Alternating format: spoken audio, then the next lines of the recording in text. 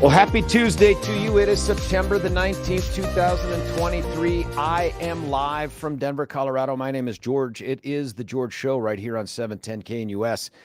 You heard the weather. Our weather's different than what you heard coming in from the, I don't know if it's the CBS or the Fox 31 folks, but here are Denver 7 folks say that there's going to be storms this afternoon, likely. Lightning bolts coming out of the clouds, but then it gets to be mostly sunny Wednesday and Thursday, 82s, and then we hover around the 70s through what would be normally the good part of the weekend for sports. Friday, Saturday, and Sunday, somewhere in the 70s. Lightning bolts coming out of the sky on Friday.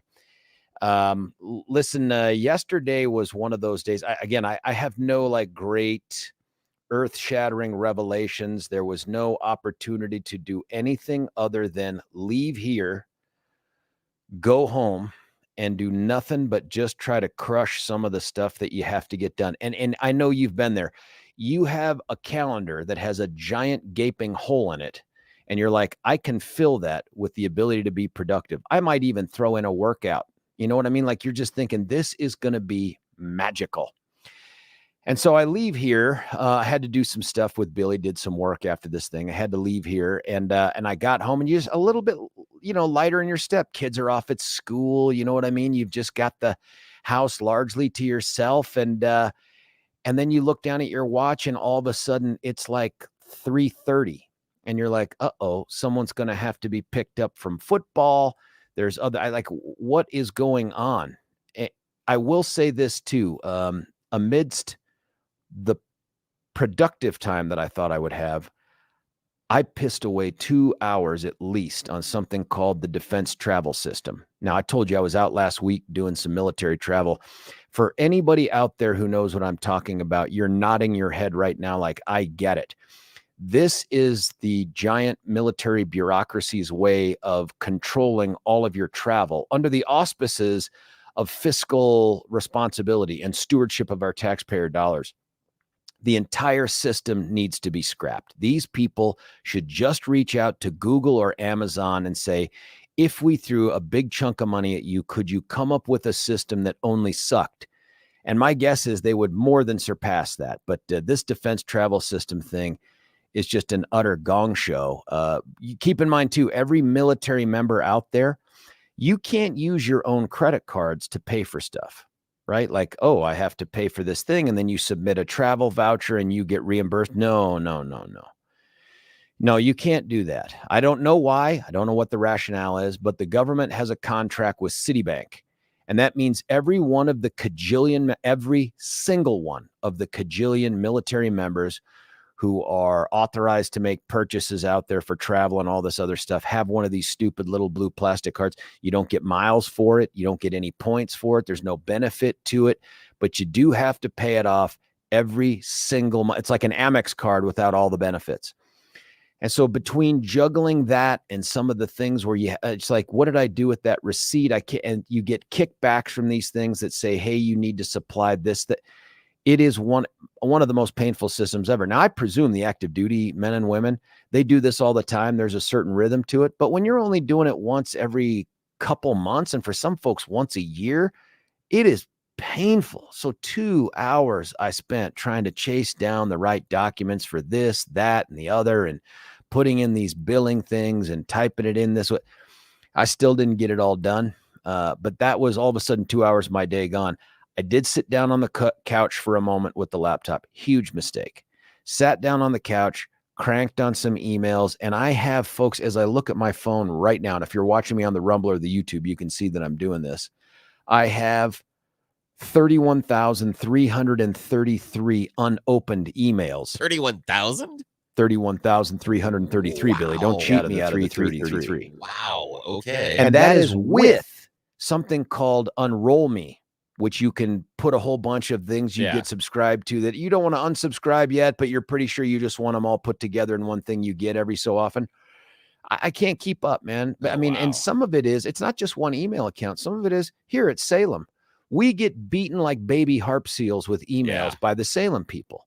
I mean, it's commentaries, it's Daybreak, it's HR, it's IT, it's fill in the blank. And it's just like, oh my dear, I can't keep up with it. I discovered there's a security training that I need to do like today or tomorrow, or they're going to lock me out of some stuff that I was not aware of until I ran across it in the Salem email just yesterday. I'm like, oh, that's not good. This may be a confession, that's not but good. I receive every day 2 to 4 emails that say, please complete your past due training.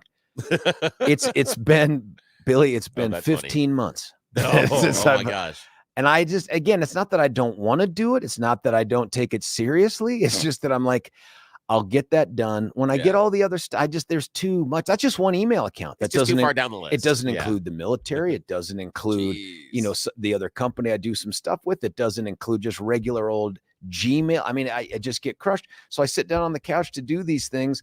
Next thing I know, I mean, I got a little bit of the drool coming out of the side of my mouth because somebody's nodded off, and I'm like, what is happening to me? I run around in sweatpants and a t-shirt, although I'm wearing a collared shirt today, flying the colors.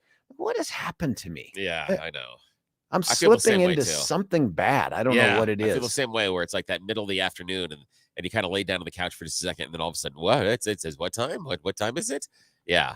Although I am looking forward to a nap, hopefully sometime the next 3 days. I've got it carved out in the afternoon. I've got some. You carved out a nap? Yeah, but I'm not sure. I'm not sure if I'm going to be able to get to it. It's something on the to-do list. I need it. I want it, but I have other stuff that's going to take priority. So if I can get to all the other stuff, and I can, hopefully in the next 3 days, there's going to be a 90-minute nap. So just somewhere in there, you've just decided, like, you put it in the calendar? No, because then I feel bad when I have to delete it.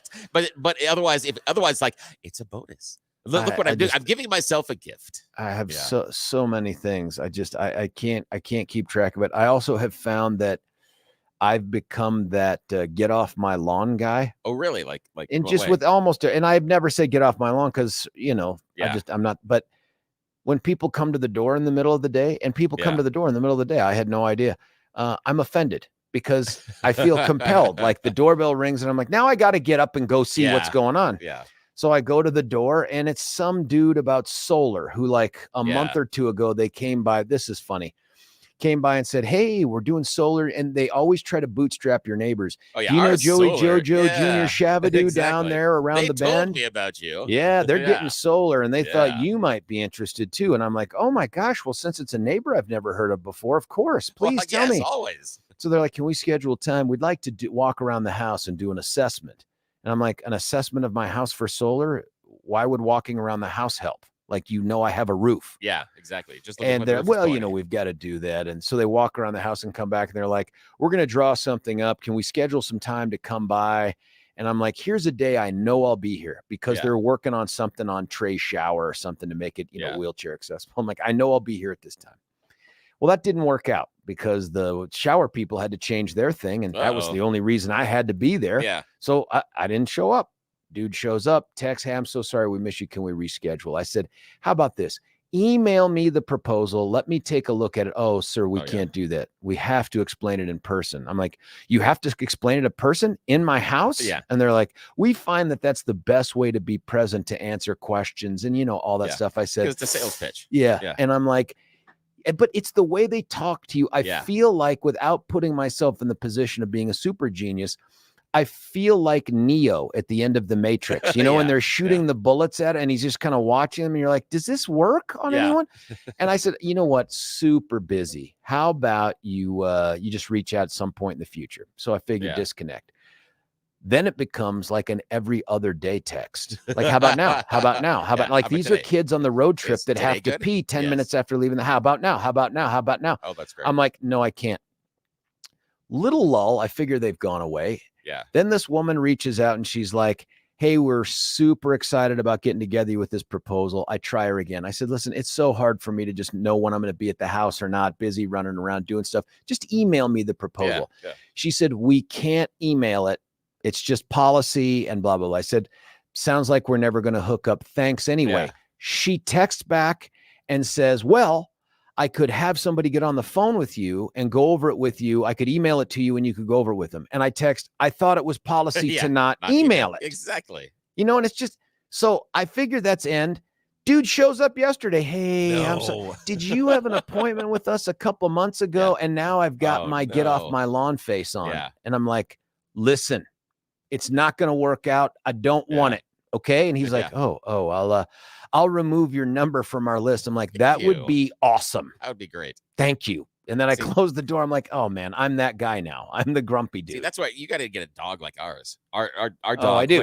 When someone comes to the door, she's like, it's go time. And she's like, all you got to do is let me out and I will get their face. She goes, I will be happy to rip their face off of their body. Let me go. And she is, for a dog that is medium sized. So it's not, not a full shepherd size, not a tiny Pomeranian. It's that medium size. Yeah.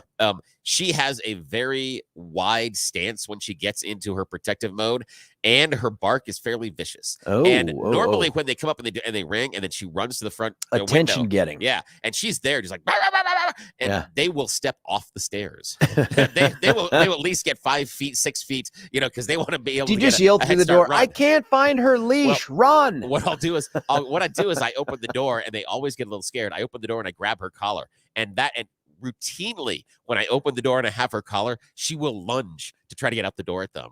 And they get scared. I thought it was all part of an act you trained her for. Like, you jump at the man. It's very protective. She is a very, very protective dog because of the herding instinct. And that's what she does in the wild. She's let out with animals, the herd, and she protects them from danger. And so this is someone that is assaulting her territory. You don't simply say to her, go get the cats? No, well, that's the herding stuff we talked about yesterday. But I'll sit there and I will hold her I hold her collar, and she lunges when you open that front door. Like, I will go now. And it is very easy then to say, you know what, I don't have time. They're like, okay, fine. Yeah, thank you. Hold on to the dog. And they just keep going quickly, very quickly. They don't want it. I don't get a second pitch. I don't get nothing. They're just like, that dog is trying to kill me. So that's the best thing in the world. You're right. I need to do something. That is the best thing in the world. They can't work with fish or cats, but I could step out and close the door behind me and leave the dog inside. Why would you do that? No, that takes away the entire threat. So, and also, it is impossible to have a conversation when she's sitting there going, bah, bah, bah, bah, bah, and just over and over and over. I can't hear you. My dog is saying they want to kill you. Yes, and she looks vicious. I wonder what other techniques there are for people to keep and I've seen the no soliciting signs. Yeah. Those only matter to me when I'm running for office.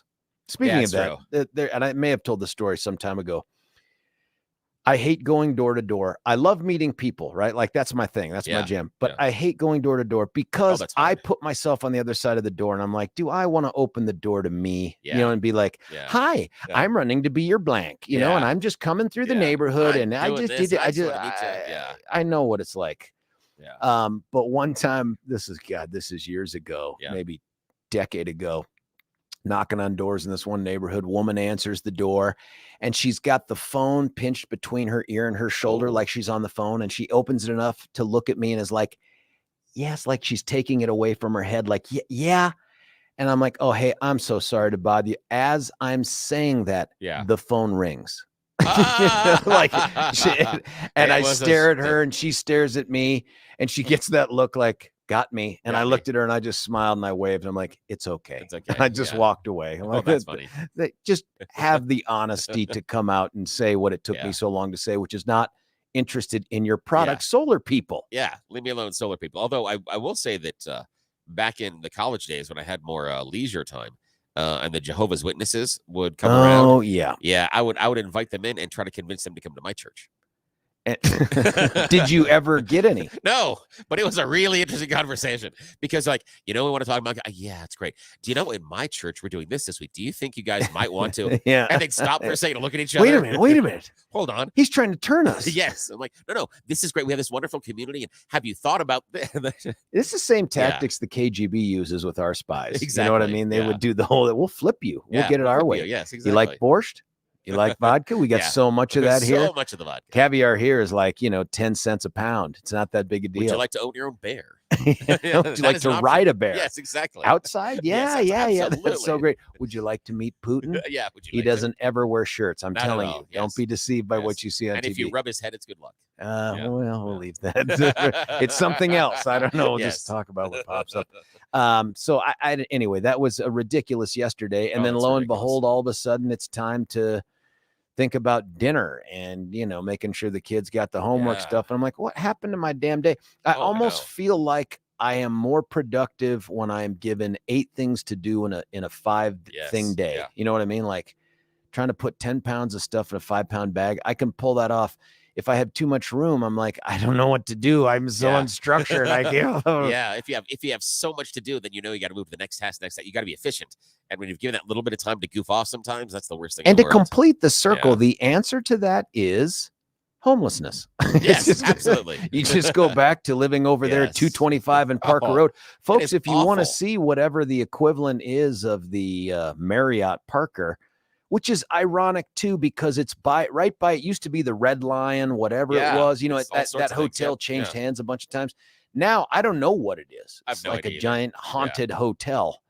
But they're just within the shadow of that thing. And there must've been, I couldn't count them all because it was dark and there's no street lamp there, which probably explains why they're there. And maybe that's the answer to keeping them from there. 7 at least that yesterday. And it was, I felt like I was at a scouting event because I saw one of the lights on inside the tent and people are looking around for clearly not their toothbrush, but whatever it was they were looking for.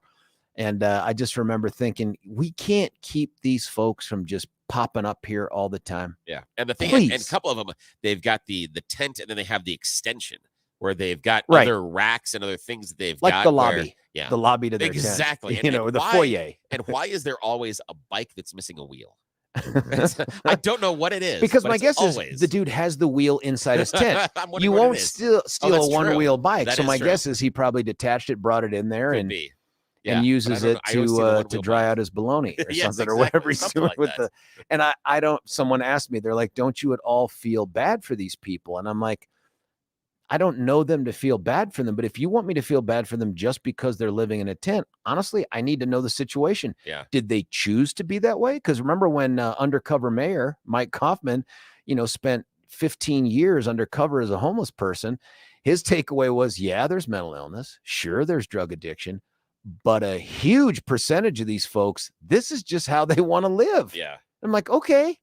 Speaking of that, by the way, the homeless thing, we're actually going to have a hopefully very interesting conversation coming up in the show. Yeah, we're going to get Mayor Mike Johnston on at 8:00. And I nailed it. Nice. Nice. I hate to say this, but I'm a little jaded with the homeless thing as well. I do have compassion for them, but early on in my high school career, I had to take the rough, tough, and dirty. I was taking the public transportation and had to spend a large amount of time downtown. And there were a number of homeless and mentally ill people that would wander around, and they were panhandling. And my dad gave me a great bit of advice. He handed me a $20 bill and said, when they come over and ask you for money, offer to take them. He goes, if you have the time, take them somewhere and buy them breakfast. Don't give them the money. Offer to buy them food. And I was doing this for a good part of 3 years. And the number of homeless people that ever took me up on the offer, and there was a diner a half a block down from the bus stop where I was sitting downtown, half a block down, a diner that opened at 5:00 in the morning. Over the roughly 3 years that I was taking the rough, tough, and dirty, I had 0 people take me up on the offer for breakfast. And I would be asked for money. I am not shocked at all, man. Yep, almost daily they would ask me for money. Not a single one of them took me up on the offer for breakfast, but every one of them started out the conversation with how hungry they were and how long it's been since they've eaten. And that to me jaded my experience and showed me that it's sometimes the people are making different choices with what they're doing with the money and the resources. That's right. So I'm not just going to hand you something. I will be happy to support our friends at Step Denver and programs like that. I'm happy to support them. But the individual giving, also the part, and this is again the jaded part of me, those individuals that are there on the street are there in part, not all bad choices, but in part because of some bad choices that have happened and made in their life. You just preaching to the choir, man. That's it. I was telling this person that asked me the same thing. I'm like, it didn't just happen. I said they weren't born homeless and they've just grown up homeless. Yeah. Something happened along the way. I said, we throw so many jillions of dollars at social programs and safety net stuff. If you want help, it is there. Yeah.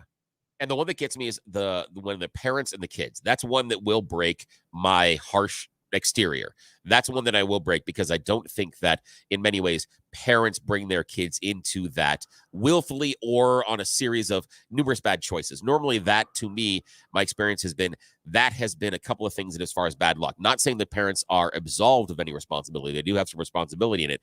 But normally there is something in there that is a linchpin of bad luck that leads to the family or the kids being on the street with mom and dad. The individuals I have less sympathy for because my experience has been it's more self-directed than it is with the parents. It's the same feeling I have with this whole porous border we have on the South. Yeah.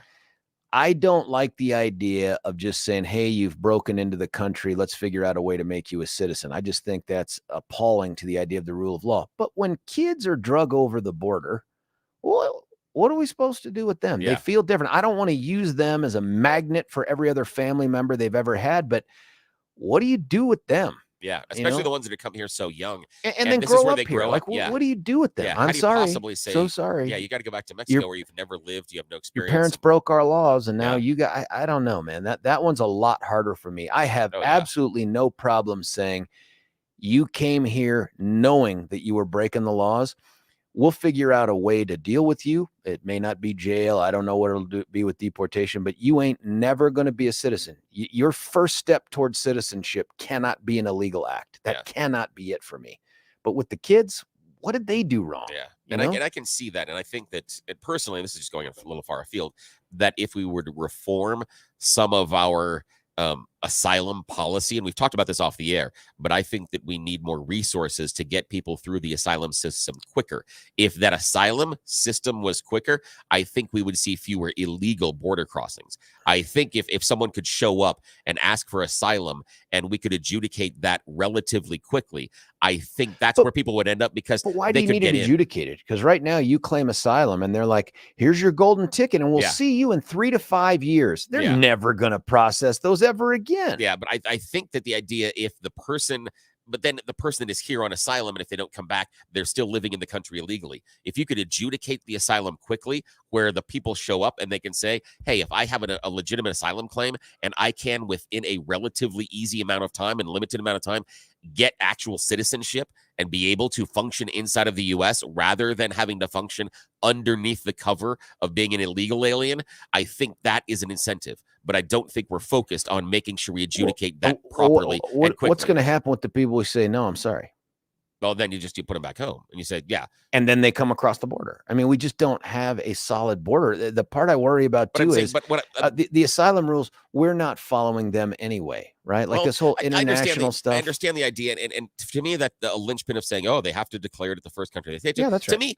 To me, that is malleable. I'm not as worried about that. Why not? Because I think that sometimes when you are in a situation, the neighboring country isn't necessarily that good nor that friendly, and may not be the best choice. I'm not that against. I know, but I'm not against the idea of them showing up and claiming asylum here. And if you could adjudicate the asylum claims, then those people have the incentive, if it is a legit asylum claim, to then become a part of U.S. citizenship. And I think that is a worthy goal. The people that are trying to get in here, claim asylum for BS reasons, and then just disappear, they can come across the border illegally, etc. And so I understand that. And then I would look at increasing some border security. But I think the incentive of allowing our asylum to get the process to work quicker is a huge incentive to people that have legitimate claims to get here and get through the process properly.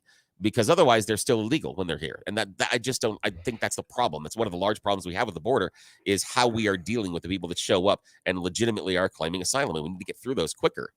That definition of the word legitimate, man. And again, I understand that it's like, hey, some countries in between us and them may not be as hospitable. I don't care. That's not how it works. Otherwise, we become the dumping ground for every asylum seeker ever. See, the thing, though, is that what you're looking at is, and I disagree with the word you're using by dumping ground, because I don't think that these people aren't valuable. I don't think they can't contribute to our society, and it's not like we don't have won the space to the jobs. So the idea, but I know, but you then why have a rule that says that you have to stop at the first country in the list and on the line? Why do that? Why not just say you choose the country you want to be an asylum seeker at? I said I'm malleable on that one. So that's not going to be a persuasive argument for me.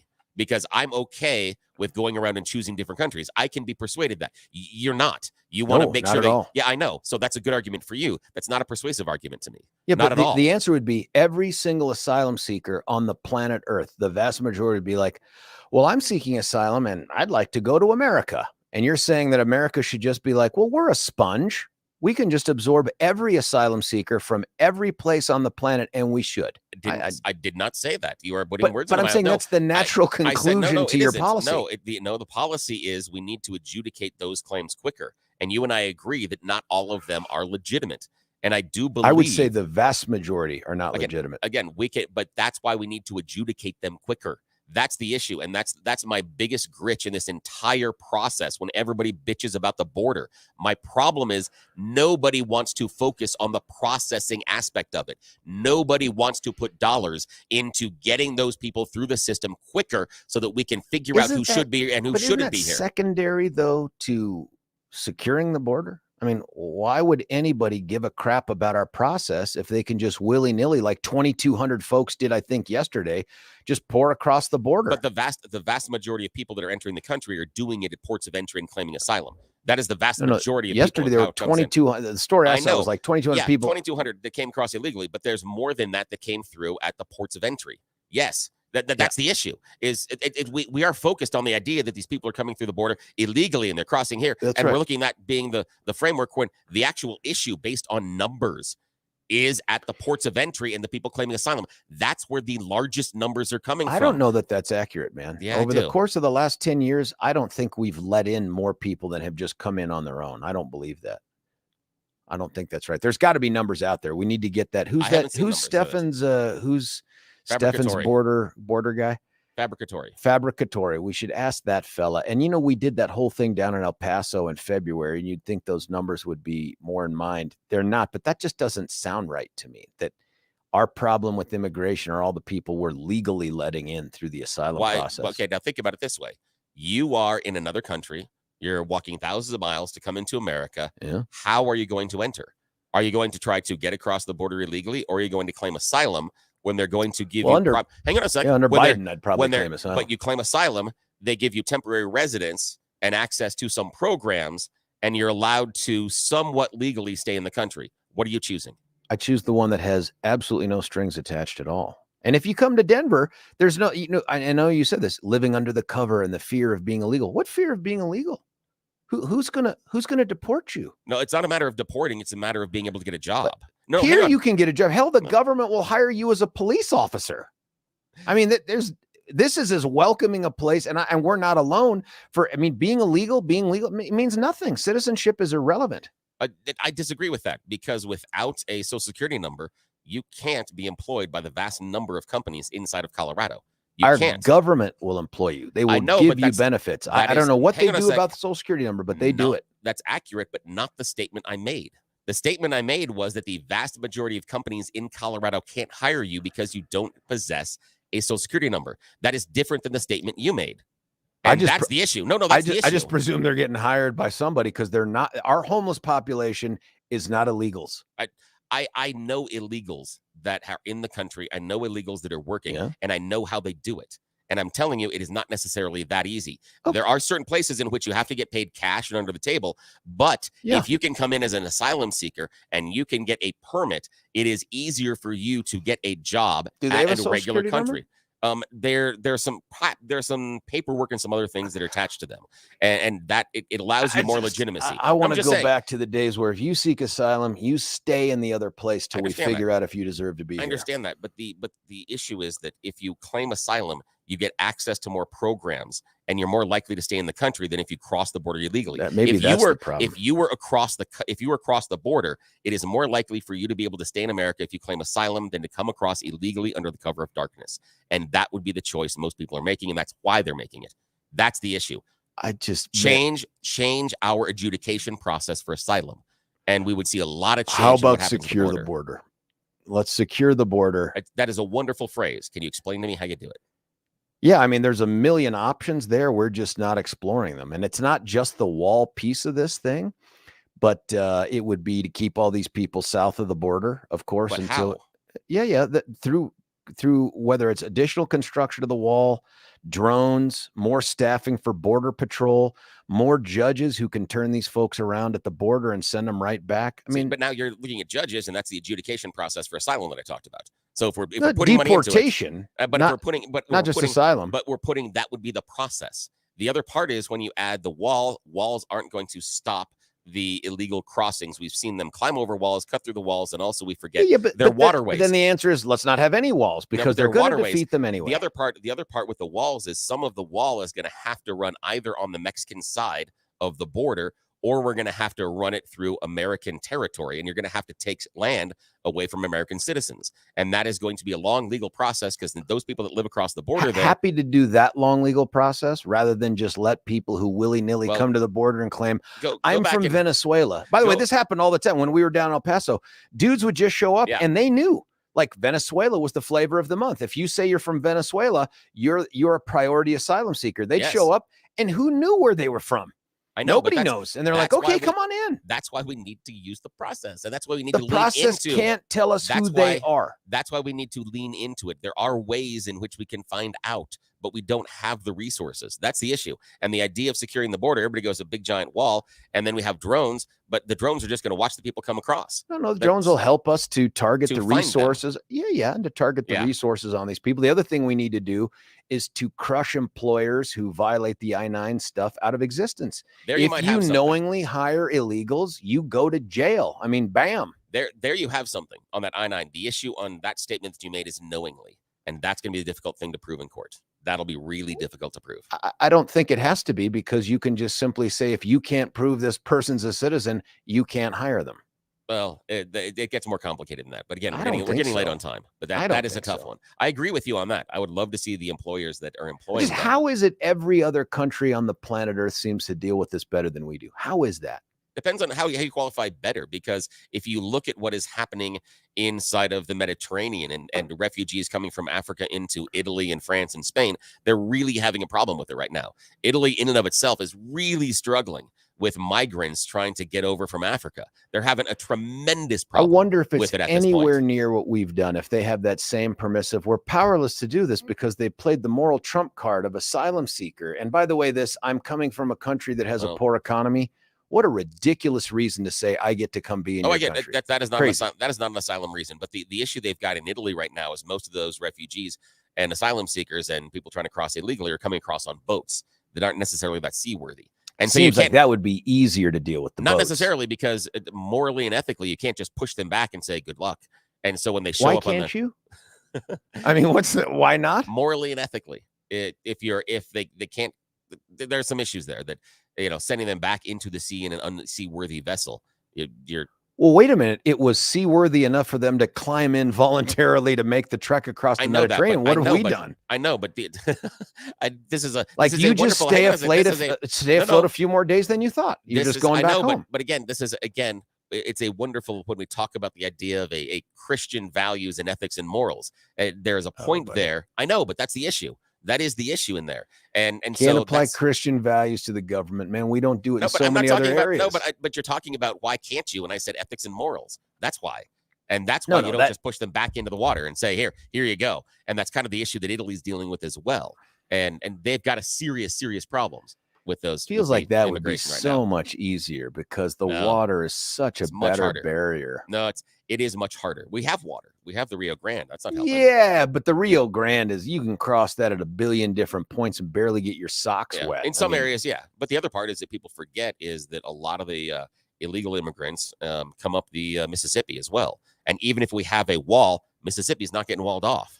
And that is still going to be a waterway that's going to be used. It is a significant number. Of the many things we could do, my priority list does not have at the top the idea of let's make it easier for asylum seekers. That is not, to me, that defies common sense to me. It feels like we need to make it so unpalatable to be here without our permission, both for the people here that encourage it and harbor it. And that's the big corporations that do that. The unpalatable is the system. So the unpalatable, you would say that the system should take longer.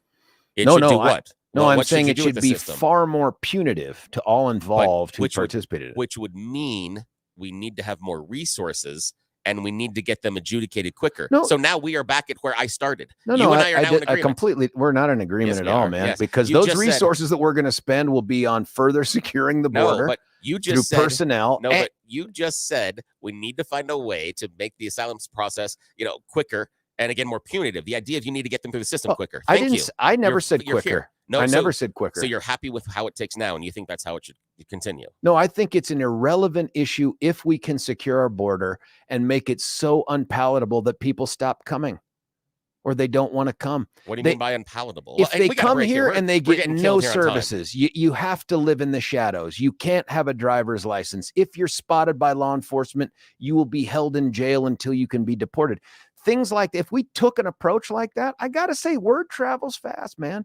Right now, it's like if you trespass into America, nobody cares. It will never come back to haunt you as long as you don't commit a major crime, because you can commit some crimes. You will never be sent home. Good luck. That would be great in a world that you couldn't get fake IDs and also Social Security Yeah, numbers. we can cross Because that those bridge people- when we come to no, it. but The those way we people- have now, the that's- system just no, but that's begs what for exists. illegals, No, begs but- for it. But that's what happens here in the country.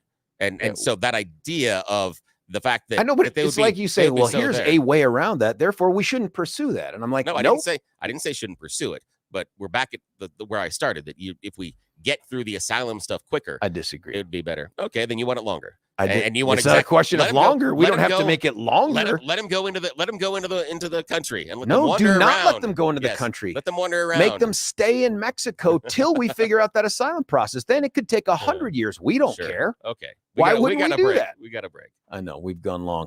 Hey, stick around. I have no idea what we can do with the rest of the hour, but this is it. You are just rubbernecking the water cooler talk right here this morning on Tuesday's show.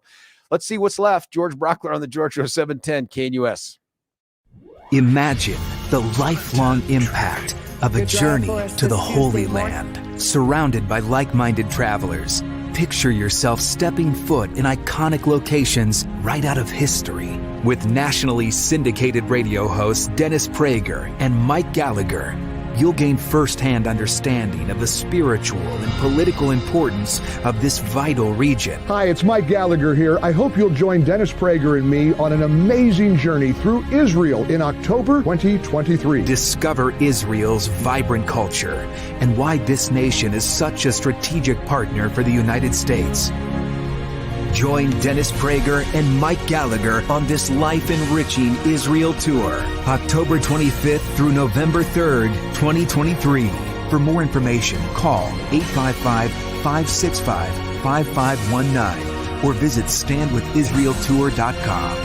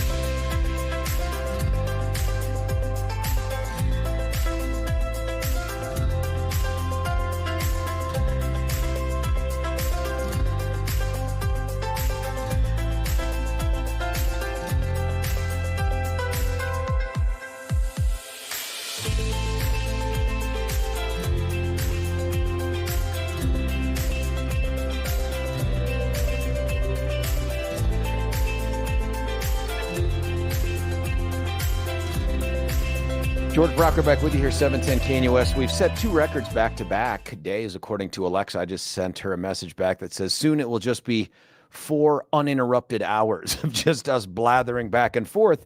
Intermittent, though, with some great phone calls. Let's try to get one going right now. Eddie, you're on 710. What do you think?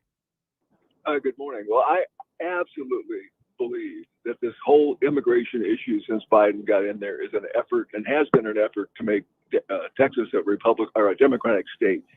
And the only time you hear about illegal immigration is the problems in New York with 100,000. What a joke. You ever see any shows on Texas?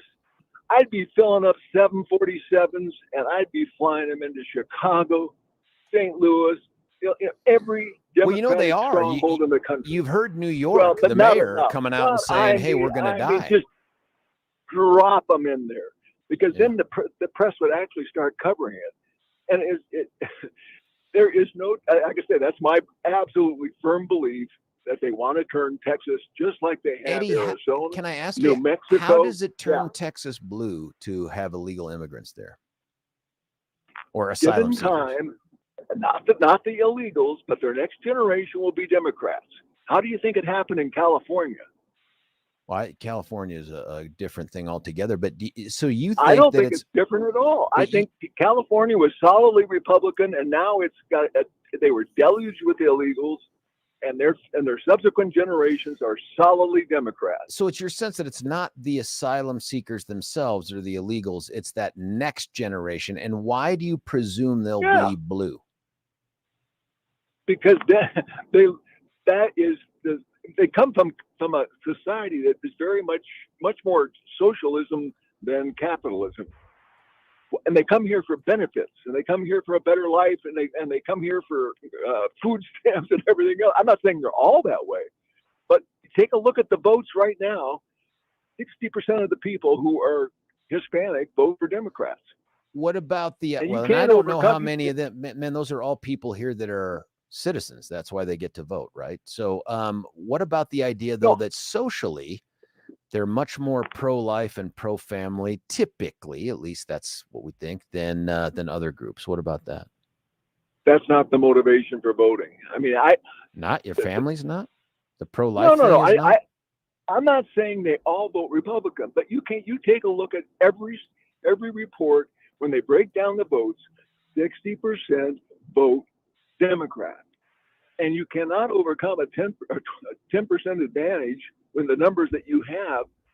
I mean, like I say, you can't explain away Arizona, New Mexico, Nevada, California. These are all solidly Republican I cannot. States, But I don't think that's not what turned Colorado blue. Eddie, thank you for the phone call, man. I just am up against it right now. We just have eaten into our time.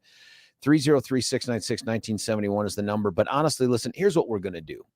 I've got to figure out a way to hand this back over to Billy, get us out of the hour, because we gobbled up all this stuff talking about homeless / illegals and asylum seekers and all that other stuff.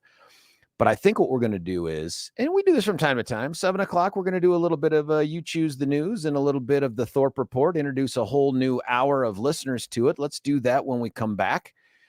George Brauchler, 710 KNUS.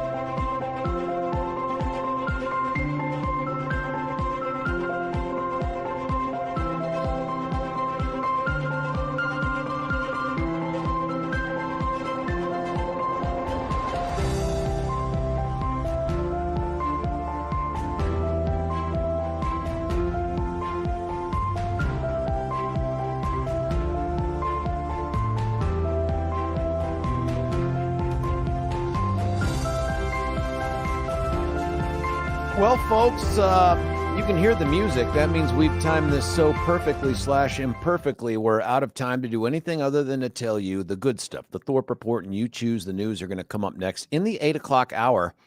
The first of what I hope to be regular in many meetings. Mayor of Denver, his name is Mike Johnston. He's going to talk to us about all sorts of things. You can send your texts in too with some questions. Stick around. George Brauchler, 710 KNUS.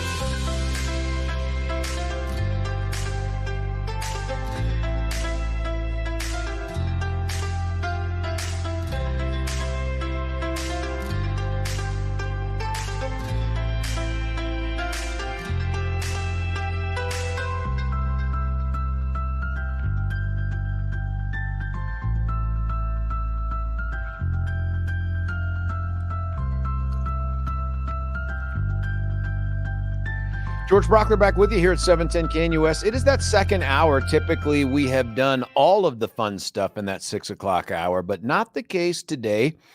Our drivel in the early portions of the show went super long, and we ended up generating at least a call. As you know, we love the callers. We try to prioritize them over just about everything, and today we allowed it to be prioritized over some other good stuff that we're just not going to let go to waste. Billy at one point said something which I will describe as crack smoke crazy when he said, well, maybe we don't have to do it today. And I'm like, obviously someone hasn't read the FCC memo. We are required to provide the Thorpe Report, which is the legitimate news, because without it, we can't balance it out with You Choose the News. So without any further ado, somehow in these two segments, we're going to knock this thing out of the park. It's William. Arg. Morning, sir. Hey, it's Talk Like a Pirate Day. Did you know that? Is that true? Yes. Yesterday was Cheeseburger Day. Yes. Did you know that? Yeah, I know that. Yeah. Although I decided that my waistline didn't need another cheeseburger, so I neglected. Why would you say that on Cheeseburger Day? Because later today you're inevitably going to eat a cheeseburger. No, I'm not. No, I'm trying to be better with the food stuff, and it sucks. And that's the problem. That is the problem, because food tastes good. Getting fat is fun. It's delicious. It's easy. Great. Believe me, it's easy. And then losing the weight is awful and horrible and painful. And why take my happiness from it? I don't want to go do the things that make me thinner, even though I say I do. Like I said, I'm cutting out the breads, I'm cutting out the sugars, I'm cutting out the pastas. But when you order HelloFresh, every single meal plan has some version of bread or pasta or something. So I did read the other day that if you stop eating chips and pretzels and candy, and you instead replace that with grapefruit, you can eliminate up to 80% of the happiness left in your life. Man, the 80% of a little is still a lot. Yeah, exactly. It is. All righty, let's talk news. Now, look for an isolated gusty shower to cross the I-25 corridor today. Otherwise, we're going to be mostly cloudy and breezy. Weak system's going to pass through Colorado during the day today. Slight chance for brief showers in the Denver area along the afternoon and the evening. Temperature is a couple of degrees shy of what we had yesterday. Calm and dry on Wednesday and Thursday. Cold front swings into our area late on Thursday into Friday, dropping our daytime highs again. Look for it to be a mild start to the fall season Saturday as well. So basically, we're going to be into the lower 70s most of the week today. Now, 2 people were injured in a shooting in Denver's Uptown neighborhood on Monday night, according to the Denver Police Department. The shooting happened on East 17th Avenue near the intersection of Williams Street. Police initially said 3 people injured in the shooting. Later said the 3 people were taken to the hospital. Only 2 had gunshot wounds. Unclear how the third person was injured. Police say they have a possible suspect that's been arrested. A 19-year-old motorcyclist in Loveland has died after a crash into a vehicle over the weekend. Awful. 19-year-old, only identified as a man so far, allegedly traveling in the southbound lanes of South Taft Avenue. He struck the rear passenger quarter panel of a car as was turning west onto Carlisle Drive. Happened around 10 o'clock in the evening on Sunday. Officers arrived at the scene. Several bystanders were present. They tried to perform CPR on the 19-year-old. He was taken to an area hospital and pronounced deceased. The 41-year-old driver of the car did not suffer any injuries. That's how it happens with the motorcycles.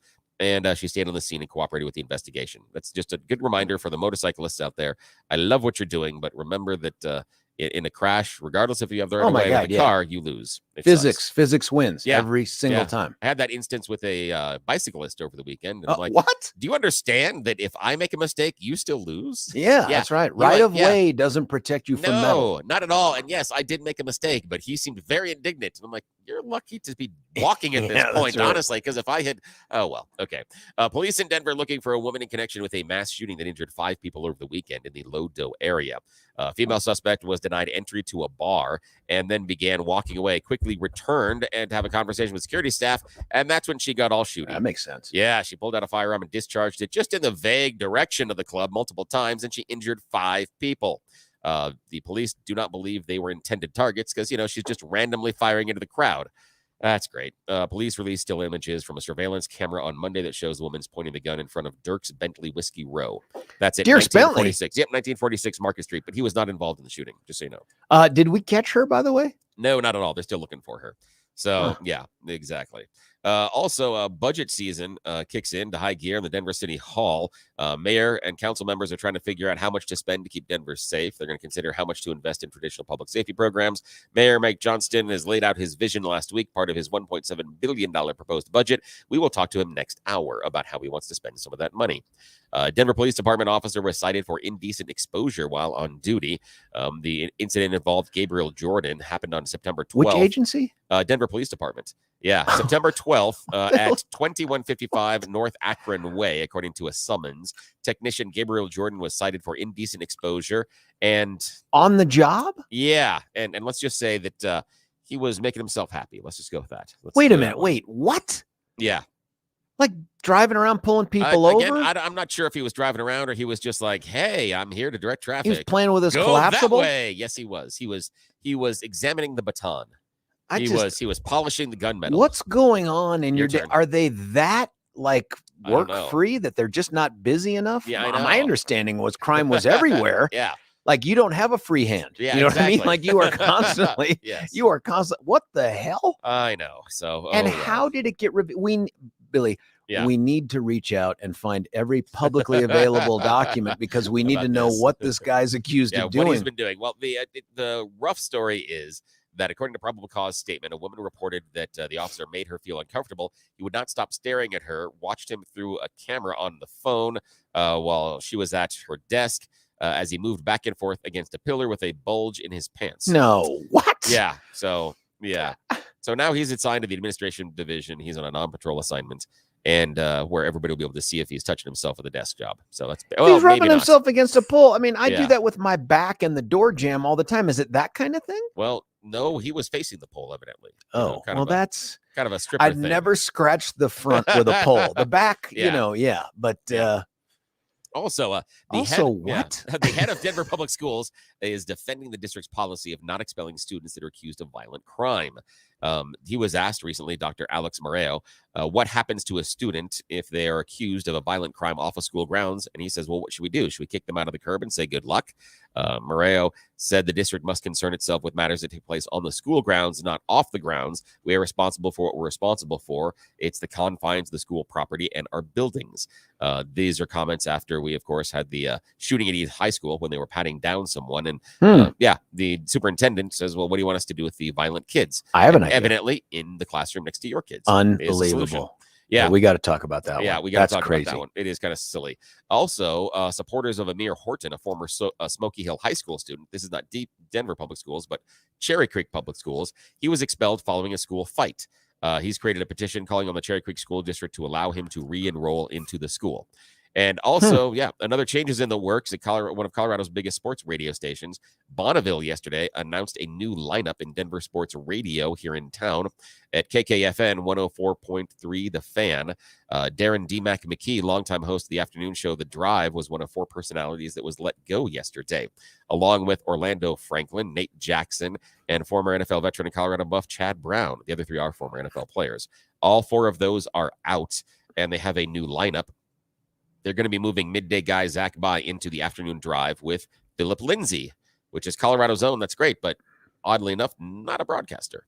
He is now. Yeah, and they're bringing Josh Dover from Altitude Sports and Entertainment over to co-host the midday show. It's now going to be called Stokely and Josh. The person in charge, Kate Reed, Bonneville Denver Senior Vice President and Market Manager, said, we are proud to usher in a new generation here on 104.3 The Fan. New lineup will provide stable and consistent listening experience for our audience. Hard to imagine it consistent after you make such a big sweeping change. Exactly. And they said they're extremely excited to welcome both of them to the to this thing. I've known D-Mac for a while, not as long as some. I've known D-Mac since he tried to get into the talk game. You know, back when it was Caplis and Silverman. I was Dan's regular-ish fill-in for a while, and D-Mac started filling in for the other guy. And I always liked Darren. I mean, there's some things that are good that I've always had good experiences. There's some things that I've got people that have worked with him and have had some bad experiences. So, the thing for me is I question that the afternoon drive is going to be better. I'm familiar with Zach's work. Don't dislike him. I don't know, but Zach. I'm not certain that on the middays. But I'm not so certain that just his filter. I'm not certain about the filter and what DMAC did in the afternoon, and I don't think Zach delivers the same type of caller and topic generation. And it really concerns me that they take him and put him with a newbie in Philip Lindsay. Again, I have not heard Lindsay do any broadcasting. I haven't either, but he's got such good mojo right now. Like, you can see that's what they're capitalizing on, right? Dude's got the experience. He's got the background, at least in terms of the sports. He is a local hero of sorts. Kid grew up, went to South and all that stuff. So I can see them thinking, as much as people may love DMAC and Franklin and the rest of them, this will give us more good mojo than cutting those guys loose. I'm not sure, because I mean, Orlando Franklin, former Bronco, Chad Brown was with these, the CU Buffs team. Believe me, I'm a big national champs, big Brown fan, and then played in the NFL for a while. You've got Nate Jackson, and Nate Jackson to me was developing into something. There was something there that he was becoming more of a host than a commentator. He was understanding some of that host duty a little bit more when I'd listen to him. I'm super curious about, again, that's what the internet says. Yeah, the thing that is weird for me is taking a person that has relatively no experience and placing them into a drive time position. Are you talking about me and Pete, that whole thing? Well, the thing is, you had time though. You had done fill in, and then you had time on both Saturdays, and then you had a Monday through Friday, little bit. So we already had. There were already conversations about your experience and what you brought to the table, and how the lack of it won't matter in this unstructured show. Philip Lindsay thing. It's just, again, I haven't heard of it. I haven't heard him. Maybe he has been doing something on the side, but as a programmer, that would make me tremendously nervous to put someone in a drive time position. My guess is you'll listen, right? You're going to listen. I will listen a little bit, but when does it start? It'll start today. Yeah. I kind of want to hear it just based on the things you've said. I just want to hear how it goes on the radio. Yeah, I'm curious about it, and I'm curious how I'm familiar with Josh Dover's work. He's solid. But I'm curious how he's going to handle that with Stokely. Stokely does very well with NFL topics. Outside of that, he struggles a bit. So I'm curious how that goes. And Zach By is again good, solid broadcaster. Really, really into the betting thing, and I'm wondering if that's where Bonneville's leaning into. Oh, I get it. Is the betting thing? Yeah, he does a lot more with sports betting, and that's a really big thing. Big advertiser. Yeah. And we don't do the sports betting thing here. I'll give Zach is really good. The thing that he's really good with the NBA, his basketball analysis. He's a real big NBA guy. And I do appreciate what he brings to the table on the NBA side of things. Other things that, I can throw rocks, but I'm sure that if you'd give him a tape of this show or anything else I do, he'd throw rocks at me too for certain things. So let's figure out a way to get them on the air so you guys can do that live. I think absolutely, that's good stuff. That'd be fun. How, Billy, do we transition here from well, I think it involves glitter and some shaving. No, we're not talking about that. Yeah, we missed the Pride Fest. What do we do about the transition? Do we just simply announce?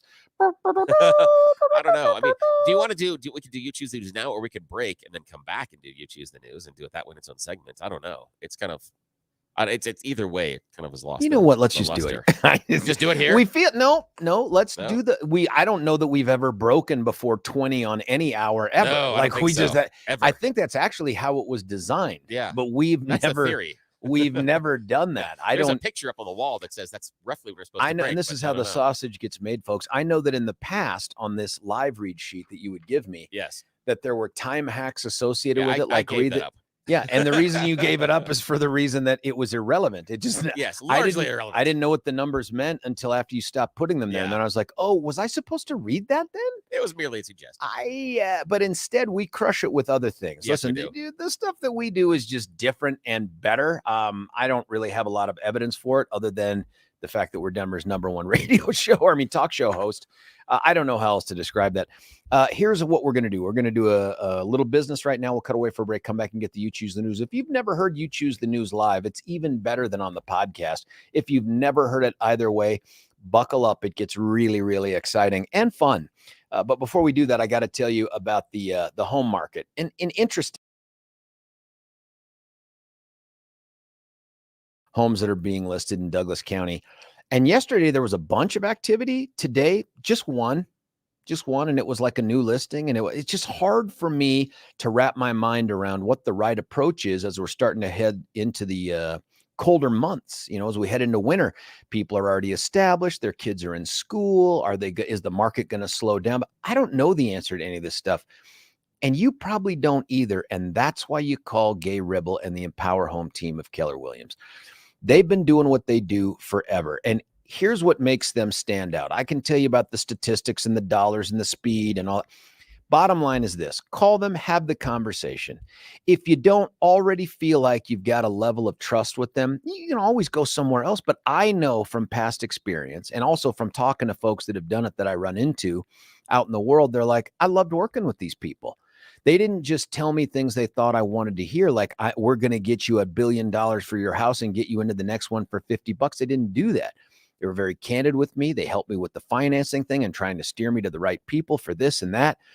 No pressure. And they made a guarantee to me. They would sell my house for the dollar amount we talked about and within the time that we talked about, or they were going to come up with a way to make it right with the money. That's what Gay Ribble and the Empower Home team do. And all you have to do to avail yourself of that wonderful experience and the trust is to just give them a call at 833-301-SOLD, 833-301-SOLD, 833-301-SOLD. The other thing to do is to go to gayhasthebuyers.com. Gay is G-A-Y-E, gayhasthebuyers.com. And it's not just a saying, they do like over 14,600. I'm supposed to get updated numbers at some point here, but over 14,600 buyers who are waiting for your home to list so that they can have a shot at it. And that's how you get the most for your house. Check them out.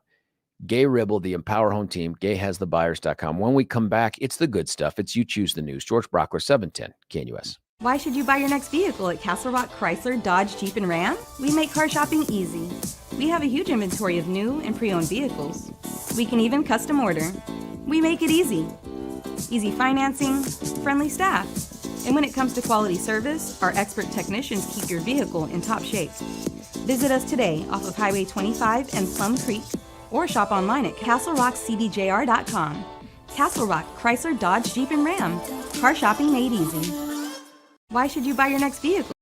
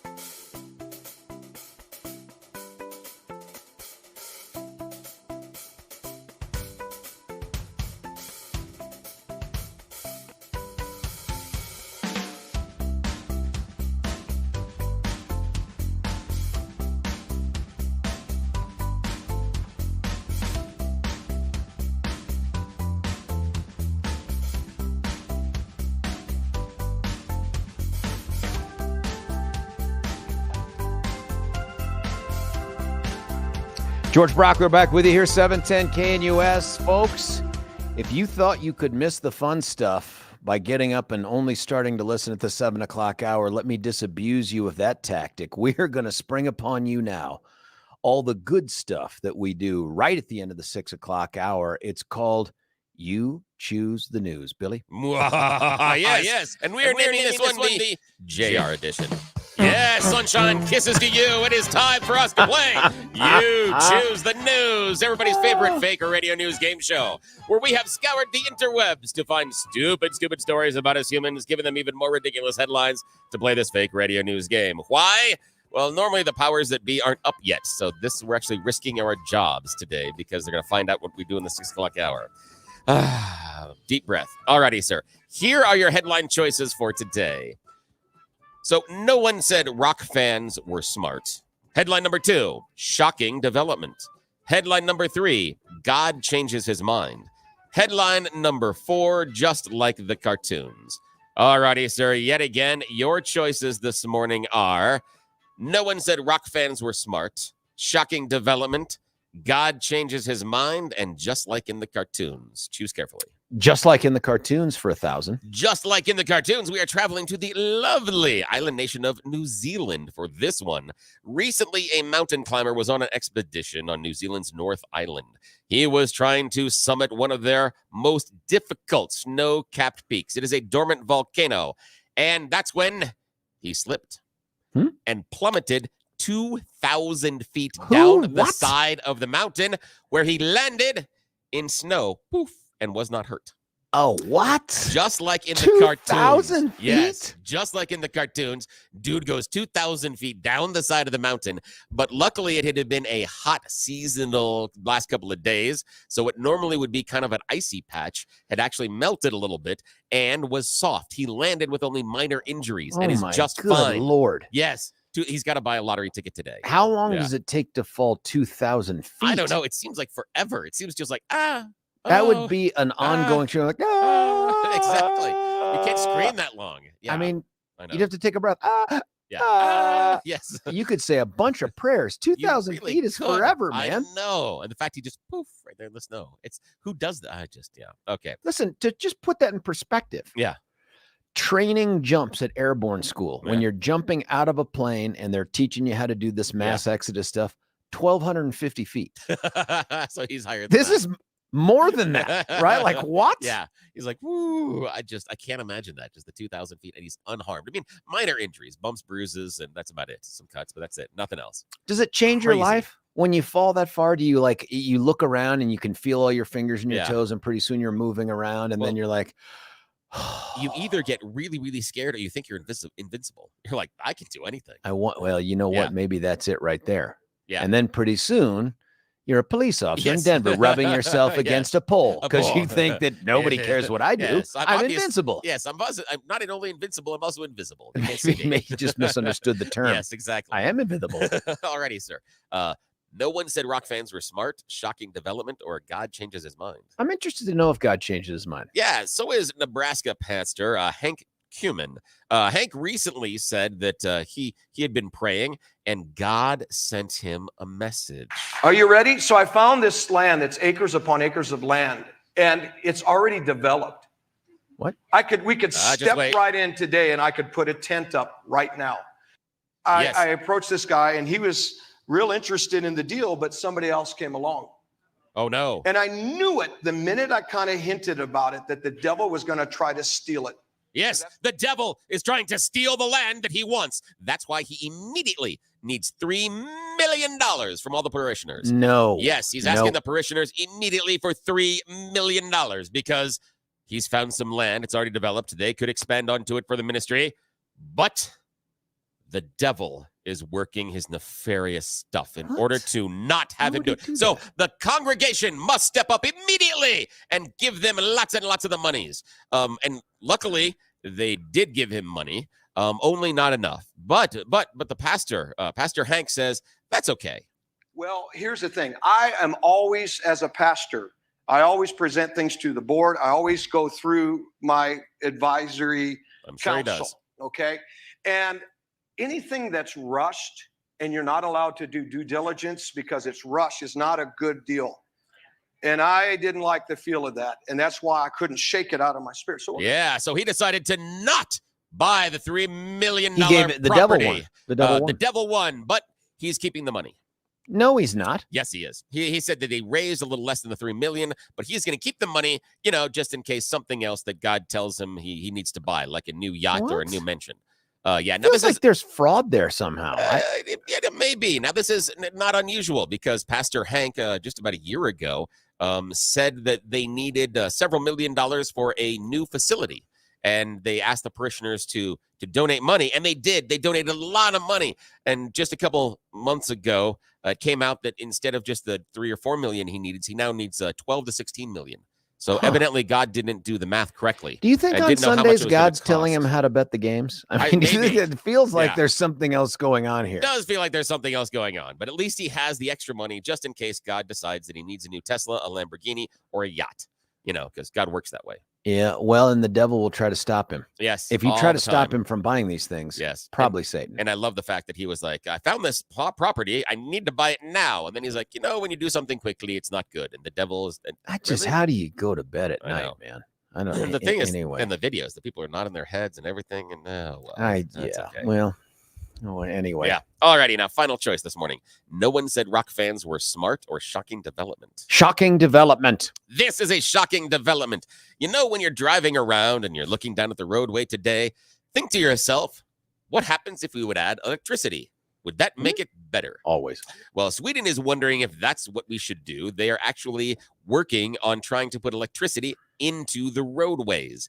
Now, why would you do this? Well, they're looking at doing it at their highways and those major arteries, because the theory is that when we have the electronic vehicles, the EVs, they would be able to charge themselves by just driving down the road rather than pulling over into one of those charging stations. They're thinking that it would be much easier to get, the Tesla trucks and a lot of the commuters and even tourists to drive through the country if they could just charge the car while they are driving down the road. So they're trying to put the electricity into the road, which seems phenomenally stupid because...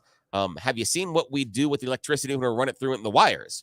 Because, the roads never undergo any sort of a problem where we have potholes or potholes, or we have sinkholes and we have damages in the roadways. That never happens. And we know for a fact that when the power lines fall over onto the ground, they never start large fires on islands like Maui. That never happens. What? Never happens when we have Maui was on fire. I heard something about it. There were some pictures. But yeah, so we do so well when we have the open electrical wiring just bouncing around and starting the fires. I'm sure that everything would be so much better if we just put the electricity into the roadway. It might cut down on jaywalking. It could. You know what I mean? If you could. But imagine you're like, the idea that you're driving down I-70 and it's like, no, you've got to avoid the I-70-225 interchange because it is electrocuting people. But, it would create a whole new generation of TikTok challenges. You know what I mean? Like, put this bulb in your mouth or somewhere else and now step onto the road and see if you can't light this thing, right? Exactly. What color is it? The other part is that last time I checked, the roadways sometimes get wet. And wet seems to conduct electricity very, very well. And that doesn't actually go so great. Well, I'm anxious to see, you can't say no. Is it the Swedes that are doing this? Yeah, it's the Swedes. Yeah, I mean, I'm anxious to see what the Swedes can pull off. I'm glad it's over there. Yeah. But let's just see what happens. Looking for the videos. But you remember what happened when they designed the car, the Saab?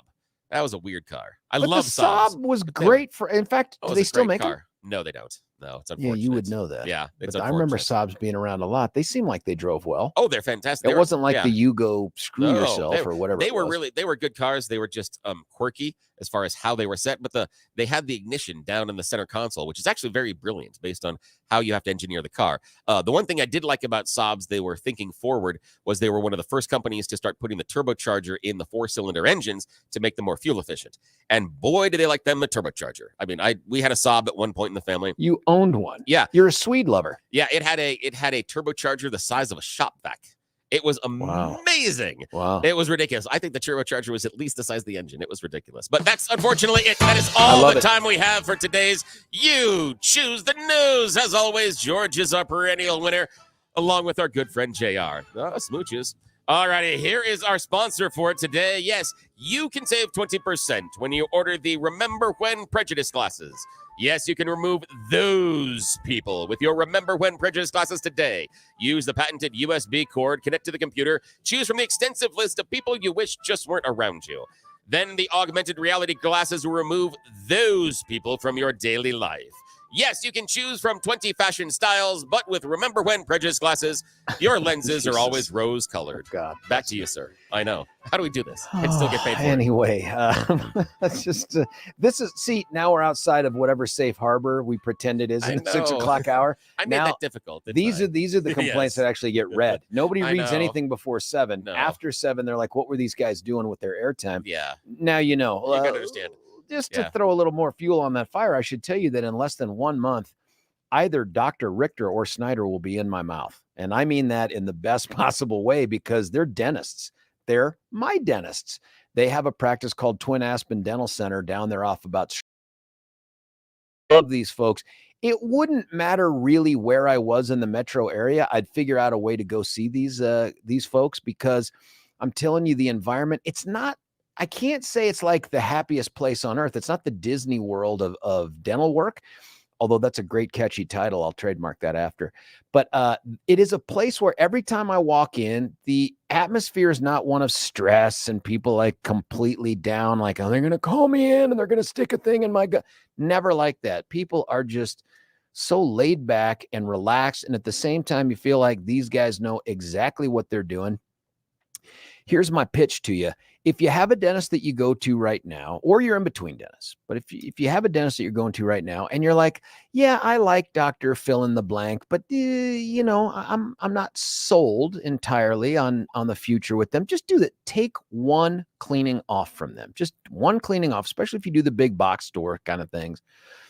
And go see the folks at Twin Aspen Dental Center. And the reason that you do that is not just because I tell you how great they are, but because they do all sorts of things I don't even have a need for yet. And thank God, whether it's the crowns or the bridges, they do Invisalign. They do, I can't even remember all the great stuff they do in addition to just the normal dental hygiene stuff. And they'll work with you too. If you don't have the right insurance plan, that's okay. They have a low cost plan as well. You just have to give them a call, 303-841-7466. Don't wait around. You probably have heard me talking about them like, yeah, someday I'll do it. Today is someday. 303-841-7466, 303-841-7466. You can check them out at twinaspendentalcenter.com, twinaspendentalcenter.com. Whatever you do, make sure you tell them I heard about you on the George Show. I'm doing this because he said so, and then they'll have someone to blame, and so will you. When we come back, I've got a question for you about all this Bobert stuff going on with the Denver Center for the Performing Arts and Beetlejuice, just some things that have come up, interesting developments, and what does it portend for the future? George Brauchler, 710 KNUS. Imagine the lifelong impact of a journey to the Holy Land, surrounded by like-minded travelers. Picture yourself stepping foot in iconic locations right out of history. With nationally syndicated radio hosts Dennis Prager and Mike Gallagher, you'll gain firsthand understanding of the spiritual and political importance of this vital region. Hi, it's Mike Gallagher here. I hope you'll join Dennis Prager and me on an amazing journey through Israel in October 2023. Discover Israel's vibrant culture and why this nation is such a strategic partner for the United States. Join Dennis Prager and Mike Gallagher on this life-enriching Israel tour, October 25th through November 3rd, 2023. For more information, call 855-565-5519 or visit standwithisraeltour.com.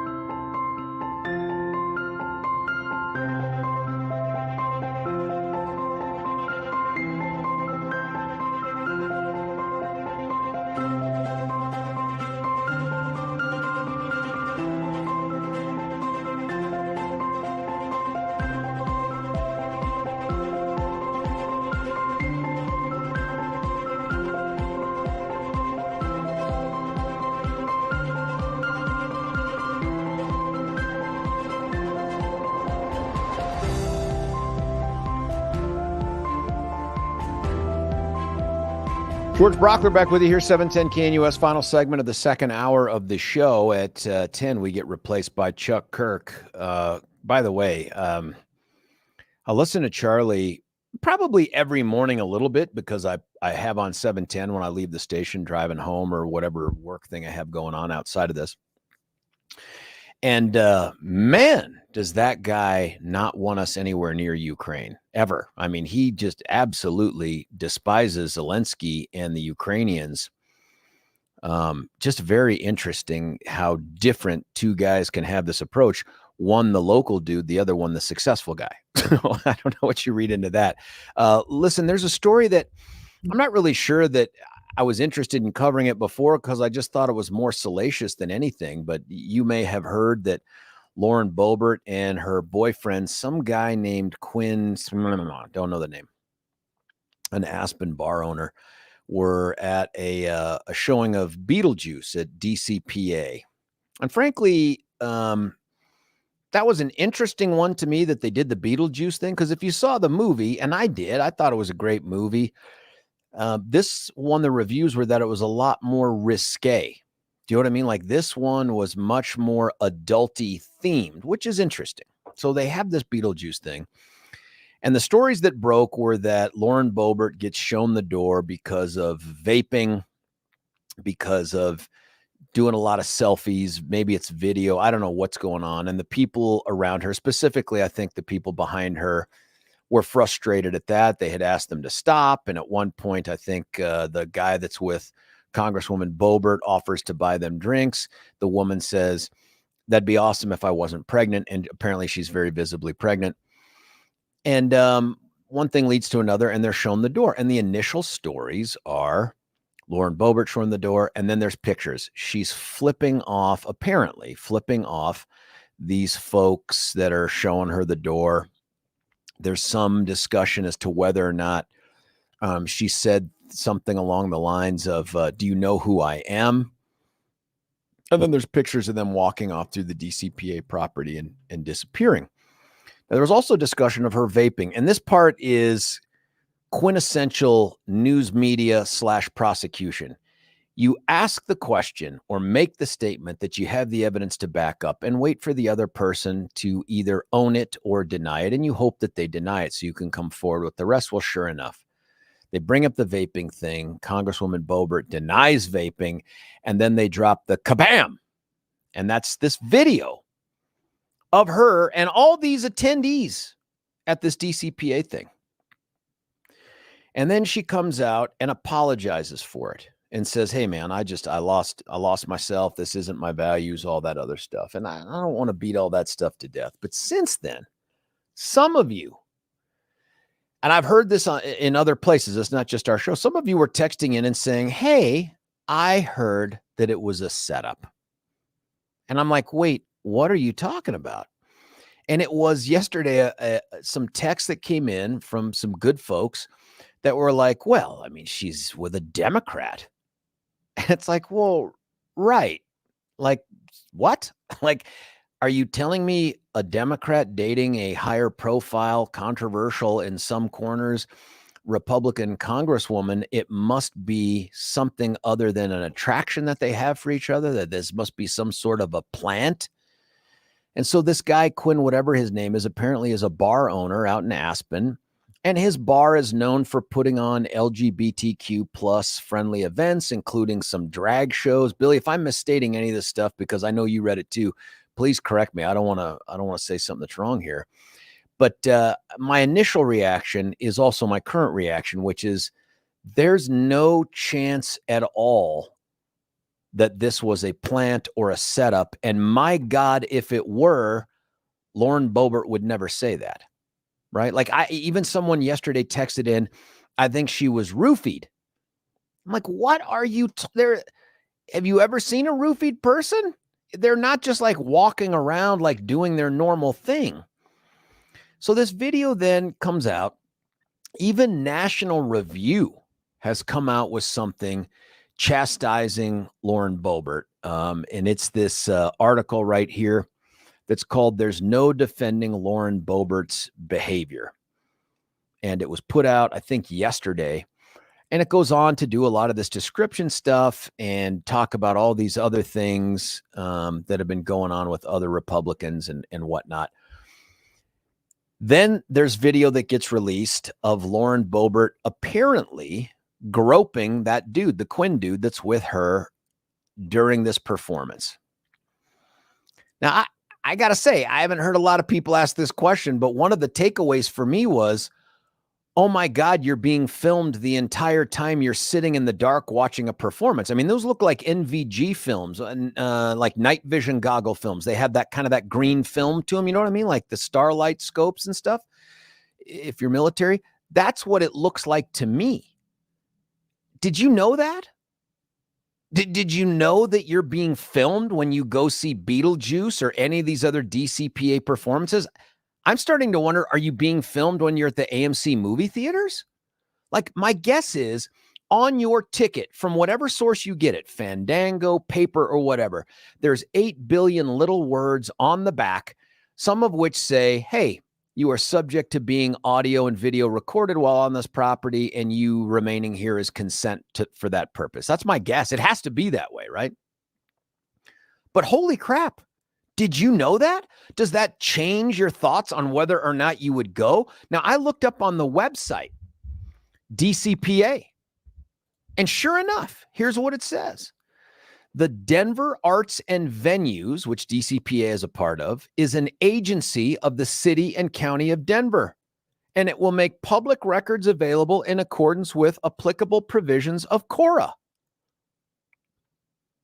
Wow. Now, AMC isn't, right? So AMC can keep their recordings. They don't have to turn them over to Kyle Clark or anybody else. But if you go see something at the Denver Center for the Performing Arts, know this. You are being video recorded, and those videos can be accessed by anybody on the planet Earth. Anybody on the planet Earth can make a request of the Denver Center for Performing Arts and say, I want the video of the attendees for this day. And it appears that they have to give it to you. I mean, it's a public record. That's what we know. And the reason this question came up was one of the texters said to me, and I think it was our friend Alexa, can you imagine them doing this same thing? Would they have turned the video over if it were a Democrat congresswoman? They would legally be compelled to. Now, had they dug in their heels and said, hey, this doesn't count, this isn't really a public record, and fought that fight, who knows where it would end up with a court? But it's too late now. They have, by turning it over to 9 News and the other media outlets, conceded that these recordings of you, of me, of anybody that attends, and they're pretty good cameras, folks. This isn't some grainy thing. That's how you could see she was vaping. That's how you could see she was grabbing Quinn's little Quinn. They're all out there now. And I want you to think about the potential mischief that can be made here. And they can't do anything to stop it, right?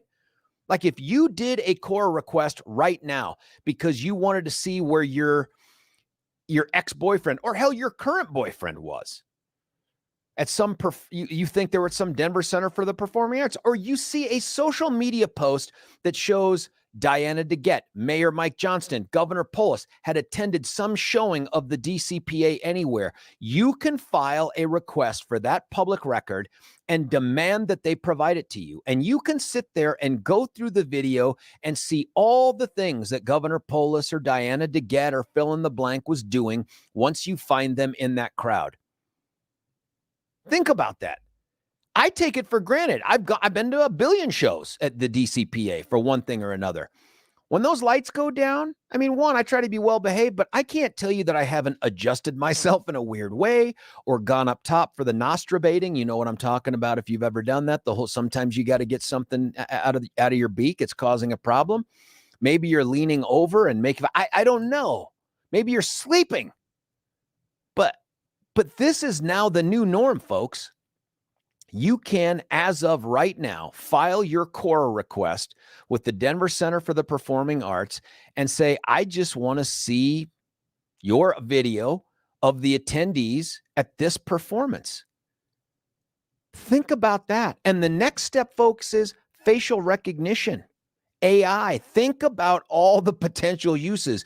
You can then identify everybody that attended that thing. You may not know who bought the tickets to a show, but if you're a vendor of any kind, you can go out there and search and identify people that went to a specific show.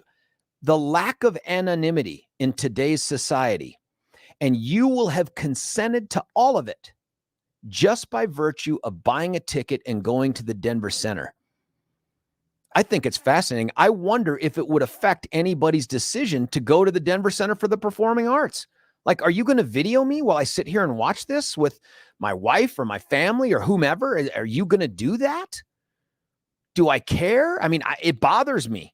It bothers me that the government is monitoring me while I'm watching a taxpayer subsidized event. And that's what it is. We're buying tickets, but folks, that DCPA, that's a governmental entity. Fascinating turn of events here. And that's the unspoken story of what's going on with the Lauren Bobert thing. Craziness. Cameras everywhere, folks. You can't escape them. Your ability to be anonymous, just about zero anymore, unless you're going to be a shut-in and run for president from your basement. I'm kidding. Hey, listen, when we come back, pleased to have on newly elected and sworn in and now in the job, Mayor Mike Johnston. Stick around for that. George Brauchler, 710 KNUS.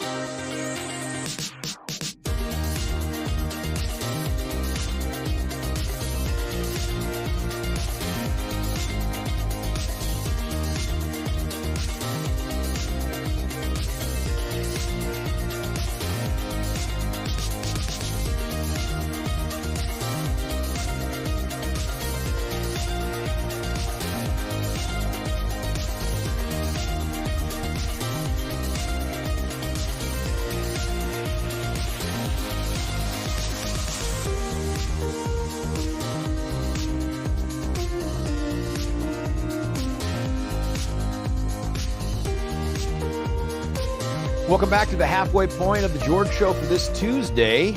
My name is George Brauchler. I am that guy. They named the show after him. I don't know why. I am pleased to bring on air, not for the first time, but maybe for the first time as the sworn-in actual dude. It's Mayor Mike Johnston from Denver. Mike, thanks for joining us. You bet, George. Good to be on, man. Thanks for having me back. It was good to see you that other day, too, up at that other thing. It was great to see you. You seem like you're still in good spirits, which makes me wonder what you're on, because the job does not lend itself to that. Look, let's get to the tough questions right away. How much responsibility do you bear for the Broncos' 0-2 start at home? I think I bear responsibility for that, but I also am responsible for the Buffs 3-0 start. So I feel like I'm net neutral. Good one. A lot of off-season support to both of them, and at least we're one for two. Now, you went to some no-name colleges that nobody really knows about. Have you ever spent any time, either you or Courtney, at CU? I have mostly just coaching flag football tournaments for my kids.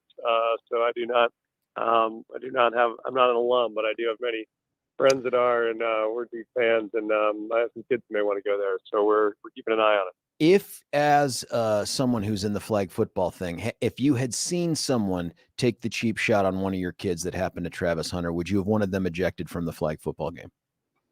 I thought that was stunning. I'm a little surprised that Deion didn't send somebody back after that guy, but he had the better part of reason than I did, because I thought that was infuriating. Particularly, you got a kid that's a real-time Heisman Trophy finalist, and a cheap shot like that I thought was despicable. It was despicable. Let's get to some of the stuff I know you've never had to speak about since you've taken office. There's something in Denver called homelessness. Have you heard of it? I am aware of it. I've heard a lot of people raise it at town halls I've been at. Now, it's a big deal. I'm not telling you anything you don't know. You've been in Denver forever, and you've been active as an educator and a legislator and on a bunch of different community-based organizations. So I'm not telling you anything you don't know, but it's the kind of thing that, at least from where I sit in the suburbs, discourages folks from coming into town. And aside from all the other good reasons to address it, that's a big one for the folks that don't live in Denver. How many homeless do we estimate that we have in Denver? Yeah, so there are a couple counts. The one that we are watching the most closely is what they call the unsheltered count, which is the number of folks that are actually sleeping outside on the street or in tents. And that number is, at the last estimate, about 1,500. But we anticipate it's rising, so it could be as close to 2,000 right now. Before we get to the solutions, and you have a plan to want to house 2,000 people over the next few years. I want to get to that. But from your vantage point, why does Denver seem to be experiencing this surge in homelessness? And is it anomalistic for other cities like ours?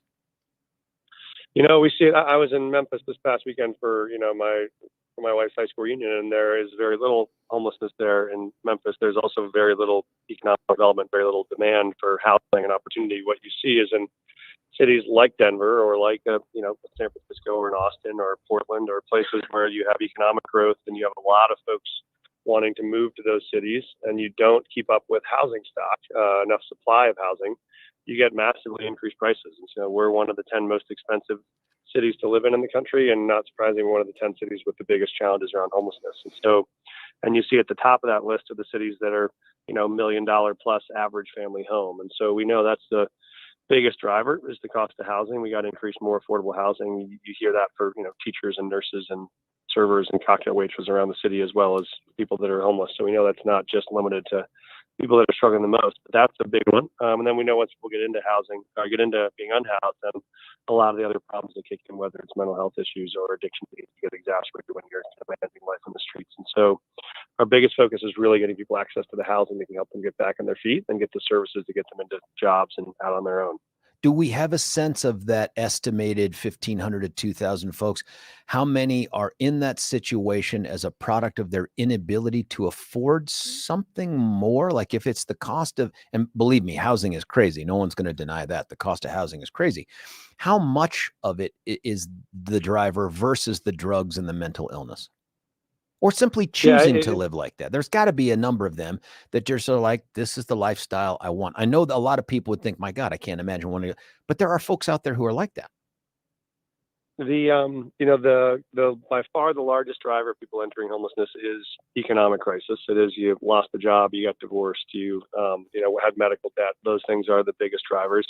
It does mean that there aren't folks that have either mental health or addiction needs that emerge once they enter homelessness or that are exacerbated once they enter. But we know that is still the biggest driver. We know the data is if we get people stabilized back into housing with those wraparound services, they do really well. We've seen pilots of this in Denver where we've gotten, 300 people off the streets and into housing like this. And, a year later, 86% are still successfully housed. 3 years later, 80%. And that's even randomized controlled trial studies. That's sort of gold standard, real diligent tracking of folks. So we know this strategy can work. And we know it's far safer, as you know, George, right now. The most unsafe thing the city can do is keep these kind of unsanctioned, unsafe encampments all in the city where we do have crime festering and we do have people that are at risk of being preyed on by distributors and criminals and others. And so getting people out of these encampment settings where we have, 5, 6, 7, 8,000 911 calls a year to these encampments and getting them into these structured settings that have around the clock security, around 8,000 911 calls a year to encampments. Yeah. So it is the least safe thing for unhoused residents. It's the least safe thing for neighbors is to have those encampments as they're operating now. That's why the goal here is to get people into housing, close those encampments, and keep them permanently closed, because the sites we're talking about, which will have round-the-clock security, have workforce training, mental health support, those are by far the safest structures we have in the city. I mean, we had one of those last year that over the 12 months only had 3 calls over an entire year. So you're talking about, 1/1000th of the safety risk. We can get people off the streets and into housing. There's a growing encampment there over by the Capitol, about 16th-ish and Sherman. Why that area more than any other? And then what can be done about targeting each of those areas? I know you have a plan and you've already started to roll it out. That's the micro housing and all of the other stuff. How do you then roll that out while at the same time addressing these growing encampments? Yeah, we're doing both, and it's funny. Some people are saying we're moving too fast, and some people are now still frustrated we haven't moved fast enough. We're going to try to house 1,000 people in about 4 months, which is faster than any city has ever done this before. But we still know that if you got an encampment outside your front yard or in your business, that's still not fast enough. And so we are working very quickly to bring on the units that we can move people out of those encampments and into housing. And when we do have health or safety risks in those encampments, we are still cleaning them and moving them. I think the challenge is, I've been to that one at 16th and Sherman. I was at the one at 18th and Logan before that we had to clean because we had crime there. And when I visited the 18th and Logan one, talked to those folks, told them we had to close it. When I visited 16th and Sherman 2 weeks ago, same guys there. Literally, this is what happens, as we know, is when we move encampments without some place to move people to, they just move from one block to the next. And so people at 18th and Logan might be happy they're gone. People at 16th and Sherman are unhappy because now they've arrived. And so this, for me, encapsulates what I think hasn't worked about our system the last 10 years, is if you can't move people to housing, you're just going to chase them from block to block. And so I think our real focus is on getting that housing up and running. But wherever there's safety risks, we will continue to move encampments if we have to. Do we have an estimate as to what percentage of that 1,500 to 2,000 are asylum seekers, immigrants, legal or illegal, or anything like that? Yeah, we've not seen any significant numbers of the migrant community or the asylum seekers show up in our outreach to these shelters or to these unhoused locations, to the tents. And so we are tracking the migrant crisis and the influx and working on providing services. We know about 70% of those folks that are arriving to Denver were not trying to get to Denver. They just got placed on a bus, either by their choice or not by their choice, and sent here. And so oftentimes it's getting them to where they're trying to go. They might have family in Chicago or Boston or others. And then, for those that are here, what we're trying to work on is how to get them actually the chance to work. First thing I hear when I talk to those migrants, they say, I just want a job. Don't want a handout. I just want a job. And I get call from employers and CEOs who say, I see more migrants arrive. Can I hire them? And what we got is people who want to work and employers who want to hire them. We just got a federal government that won't get out of the way on that. So I've talked to some of the leaders of the federal government, including Secretary Mayorkas, about how we can say, if you're giving those folks asylum claims, great. Let's let them work for the 2 years while they're waiting for that asylum claim to process, because they can't support themselves here if they can't work. You have this goal of housing 1,000 by the end of the year. I know that you have suggested $50 million of remaining budget is going to go to that. And then next year, I think you'd propose $242 million, but let's focus on this year. I just saw a story that came out that said you are 10% of the way there already. You found a way to come up with housing, probably through the micro community thing, the micro housing thing, for 10%. Is that, I know it's progress, but is that where you wanted to be at this time? Is it this is the low hanging fruit, the easiest stuff to get, or is it, no, we just build momentum from here? I haven't seen that story yet. We're actually much farther along than that. We have a pipeline of close to 5 units that we brought on board, and so I'd say we're more than. Hey, Mayor, you're breaking up on us just a little bit. Let's see. Can you hear me now? Yes, you've fallen into a well, but we can hear you. Great. Sorry, I was in a. We'll send Lassie. Yeah. Hopefully that's better good now. Yeah, it's good.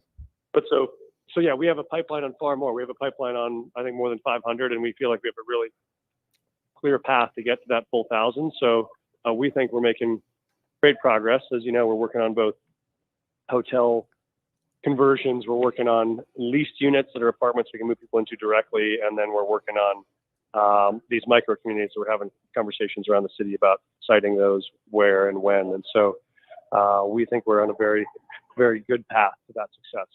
This, by the way, is a Denver Gazette article that came out yesterday, and it says it's based on data. I presume it's based on the dashboard. Do you have a dashboard up already that you guys update daily with what you're doing?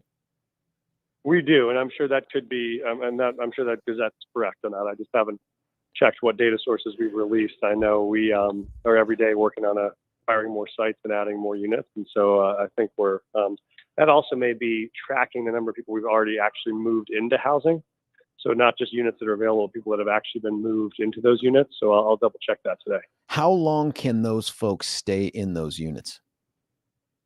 Yeah, so what we have is the general path is around 3 to 6 months is normally what is customary, because that's enough time for people to get stabilized. If you need mental health or addiction treatment, you get that. All these sites have those services on site. And then you get job training at a job, you get your first couple paychecks under your belt, and you save up some money, then you can look for a unit that you can move into. Honestly, the biggest gating factor to people moving out of these communities and into permanent units is the same problem that a teacher in this city faces trying to find a unit, as it's very hard to find a unit for $1,000, $1,200, $1,500 a month. And so that's why we're also focusing really intently on expanding just the supply of housing across the city, and particularly affordable housing, so there's more units available for people at every income level, but certainly for those people that'll be moving out of these micro communities. What happens after the 3 to 6 months if they still can't find a place, or they just decide, listen, I don't want to go?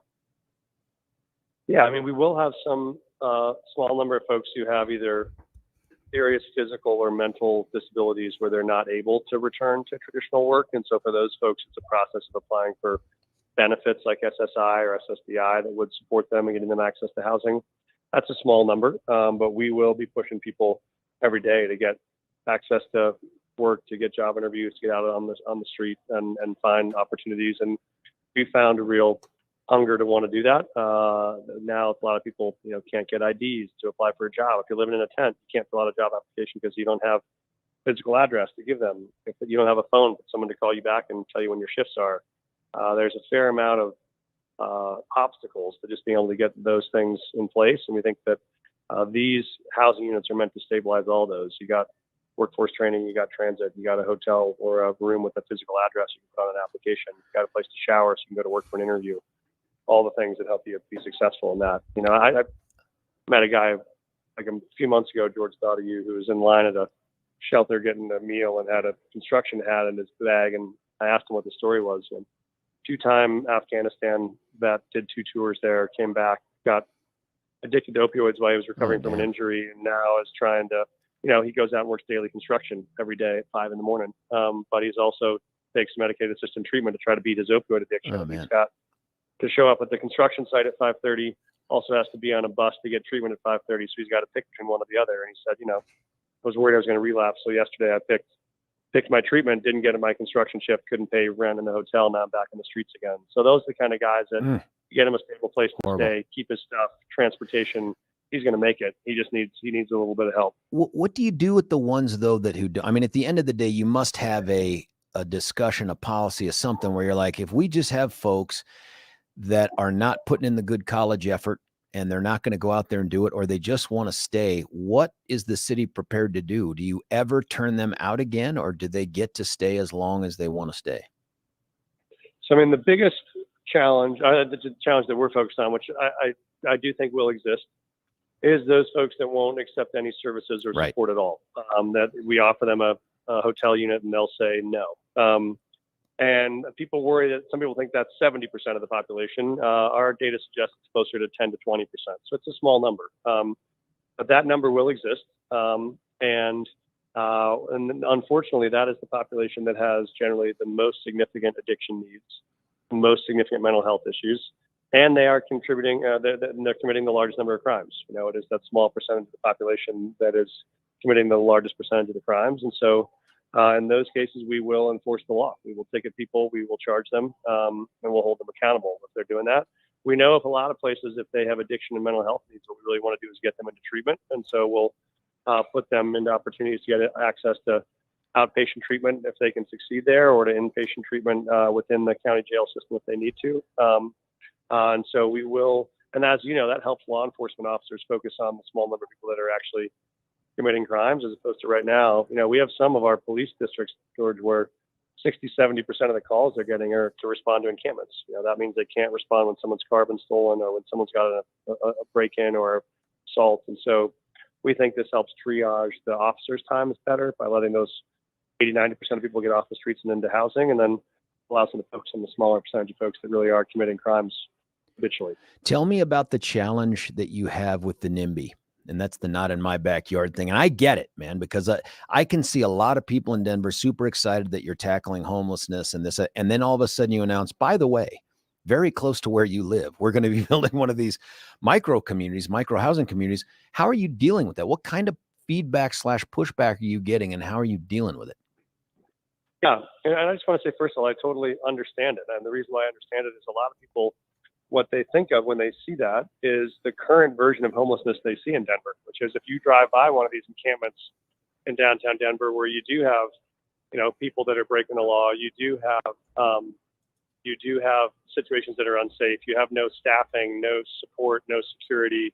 That looks unsafe. I think the reason is they haven't seen the version of what we're describing, which is the way these micro-communities will work is the opposite of those settings. They do have round-the-clock security. They do have mental health support. They do have addiction treatment. They do have staff available all the time. And this is why those locations are dramatically safer, and why the community members, each time we've done a site like this, community members have had similar concerns up front.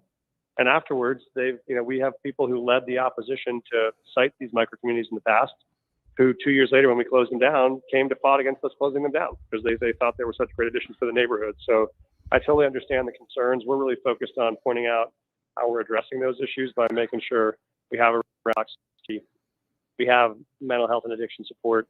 We work with neighbors on what we call a good neighbor agreement. So there's an understanding from the neighborhood and the nonprofit provider on what kind of services and support will be provided. And when we've done that, it's worked very well.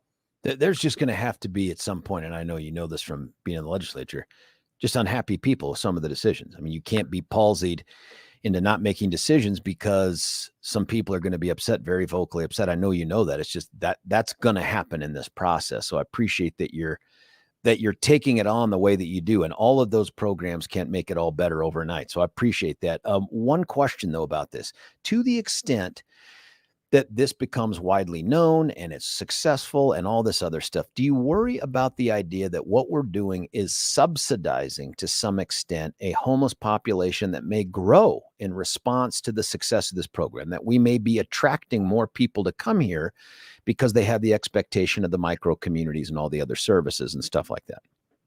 Yeah, it's a very fair question, and one that I get a lot. I think this is why both parts of the commitment matter. The first part is, yes, we are getting people out of encampments and into housing and micro communities. The second part is we are then, as we rehouse those people, closing those encampments and closing those neighborhoods for future camping. And so, once you've housed those folks, you will not be able the camp outdoors, any of those sites. There'll be no new structures or tents that will be erected in those locations where we've gotten people access to housing. And then we'll have navigation centers where if you lose your home and you're unhoused a month from now, we'll have a place where you can go to get access to housing and start again, but there won't be any more that kind of sanctioned outdoor camping in the neighborhoods that we've gotten cleared. So I think the folks that are attracted to that kind of lifestyle are not going to want to be here because they're going to want to go to places where you can have open air drug markets or open air prostitution markets. And that's not what Denver will have. What we will have is places for folks who are down in their luck and want to get their lives back together to do that. And I think that supports those people that are fighting hard. And the data we've seen, unfortunately, is that, all the folks that about 84% of people that are currently unhoused in Denver are from the metro area. And so you see that even in places like San Francisco that have the most, I'd say, extravagant benefit systems. Even those places, 80-90% of their people that are unhoused are from the region. So we haven't seen yet massive migration of the mythical guy who sits at a coffee shop in West Virginia and says, "Where's the best place to be homeless?" and looks in the yellow pages and takes a bus to Denver. We don't have that. What the hell are yellow pages? I thought maybe only you and I would get that. Yeah. Oh, please. You're putting yourself in my age zip code. That's very generous of you. Last question, but not as Mayor Mike Johnston, as Mike the dad. And I know you have absolutely no authority or responsibility for the Denver public schools, but the superintendent came out, and this is a story we're going to discuss on the radio later, and said, yes, we have an attempt murder suspect juvenile here, and he is going back to class to sit next to the other students and take class. As a dad, not as a mayor, not as a policymaker, as a dad, how does that strike you? I haven't followed this. Was this a news story this week? The attempt murder is not the news story, but 9 News just had a story from Dr. Alex Marrero, who said, what else am I supposed to do with this kid? Yes, I'm sending him back to school. What else am I supposed to do with him? Just shut him out of the schools, keep him at home. I don't really have any other options. Yes, he's going to go back to school. And, the reason I ask is, as a parent, honestly, my short answer is I don't care what you do with him, but please don't put him next to my son or my daughter in a public school setting after they've already engaged in behavior that led them to be accused of attempt murder. And I think this is the kid that may have even shot 1 or 2 of the faculty members. I don't know if you remember that one. It was kind of over by a tattered cover. I wish I could remember the exact school. I think it was East. Yeah. So, I think multiple separate cases, not sure which one you may be talking about. I'll tell you my take actually as a dad and as a school principal, which I've shared before, and I've shared this with Dr. Marrero. It's like I used to run, George, I used to run schools, alternative schools for kids that had serious criminal histories. I ran a school that served kids that were in state custody, and they were very small schools with lots of wraparound support services. And we had kids that were on attempt murder charges, that were on murder charges, that had serious sex assault cases. But you're in a school setting with 50 kids and with 12 adults, and they have a lot of psychiatric and criminal justice history and background, and you can, I think, better support kids in settings like that. So I think there is a public school setting for every kid for sure. I think there are a lot of educators who've built really great alternative school settings that can make sure those kids have options to access public education without them having to be in a comprehensive 2,000 person high school. So I think there are ways to do both to serve those kids and to keep other kids safe. And I'm sure Dr. Marrero and DPS will take a look at those options. Mayor Mike Johnston, he's the Denver mayor. I can't thank you enough for being so generous with your time and agreeing to try to make this as regular a thing as your crazy schedule permits. Yeah, man, I'd love to do it. I appreciate you having me. And I think we chatted last night. I think your show was the first one I came on the day I announced. Yeah, that's mayor. right. You thought I was crazy. I might be even crazier now. Well, yeah, I think you probably recognize the wisdom of that conversation. Also, for folks that didn't hear the beginning of the call, Mayor Johnston has guaranteed a Broncos victory this weekend. And thank you for doing that. I think that reassures all of the Broncos fans out there. Happy to provide that. I did think after week 1, I might be available to do some field goal kicking, but I think we're on a better track. Mayor Mike Johnston, he's number 1 in your hearts. Thanks, sir. We'll talk with you soon. Thanks, man. Talk soon. Bye.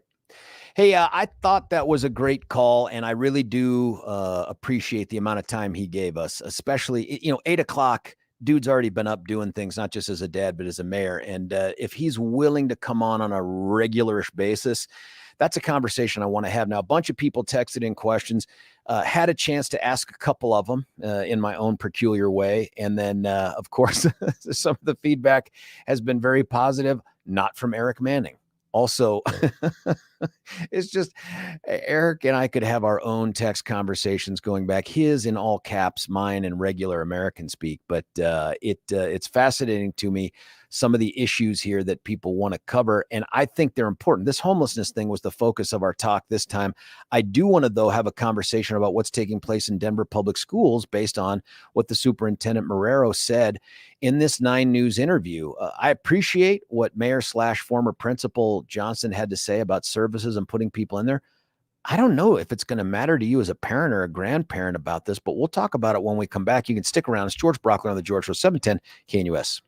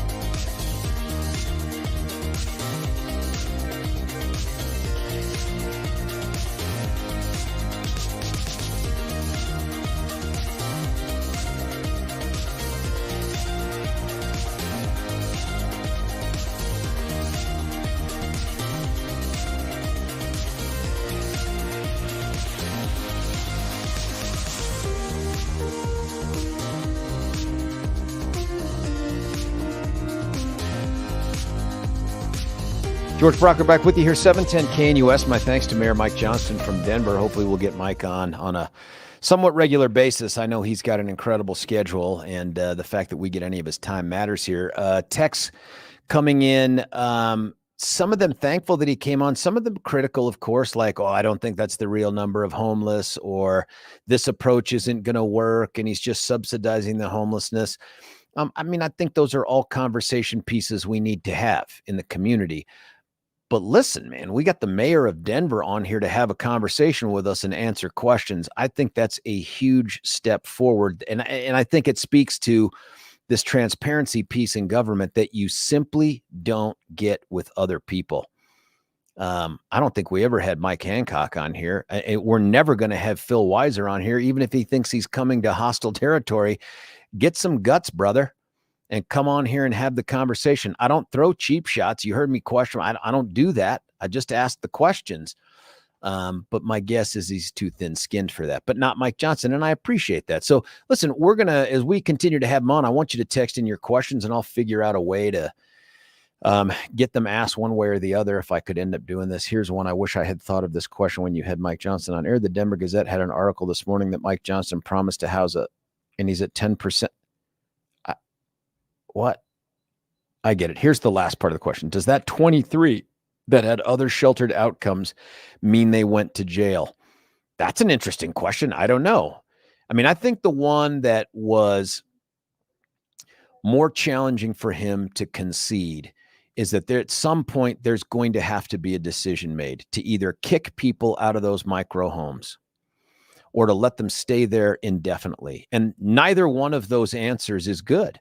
Right? Like if you say, I'm going to kick people out of these micro homes, if they turn away from services, they refuse to get treatment or rehab and get a job, if they refuse to do all these things, then you're just going to make them unhoused again. Right? And then the political left will go crazy on you for that.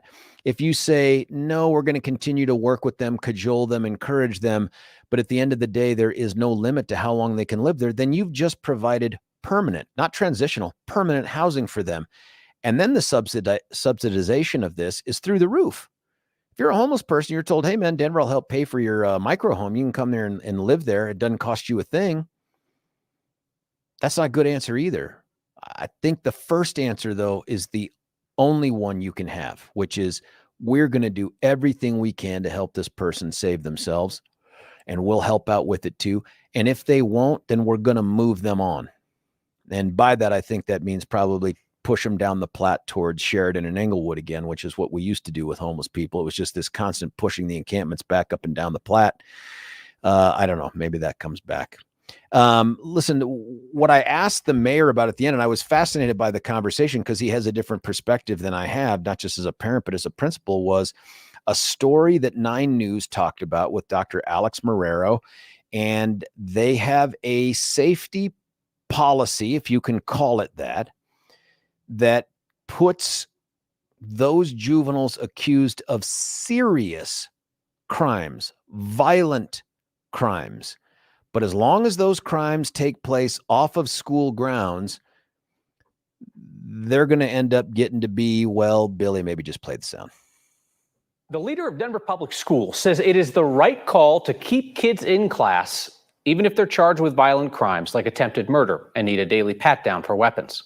Dr. Alex Marrero has been dodging our questions on this for months. So today, our Chris Vanderveen just showed up when the superintendent offered to talk to reporters about a different topic. Some interviews take minutes to set up. This one took months. We sent our first request in July, and in the weeks that followed, we sent more. Denied, ignored until today.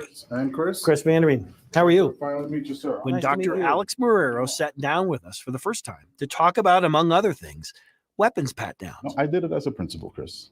It comes with the territory, but I remember doing them in the South Bronx, all right? It was an attempted pat-down of a student in March that nearly killed 2 deans inside East High School, both shot while trying to conduct a check for weapons.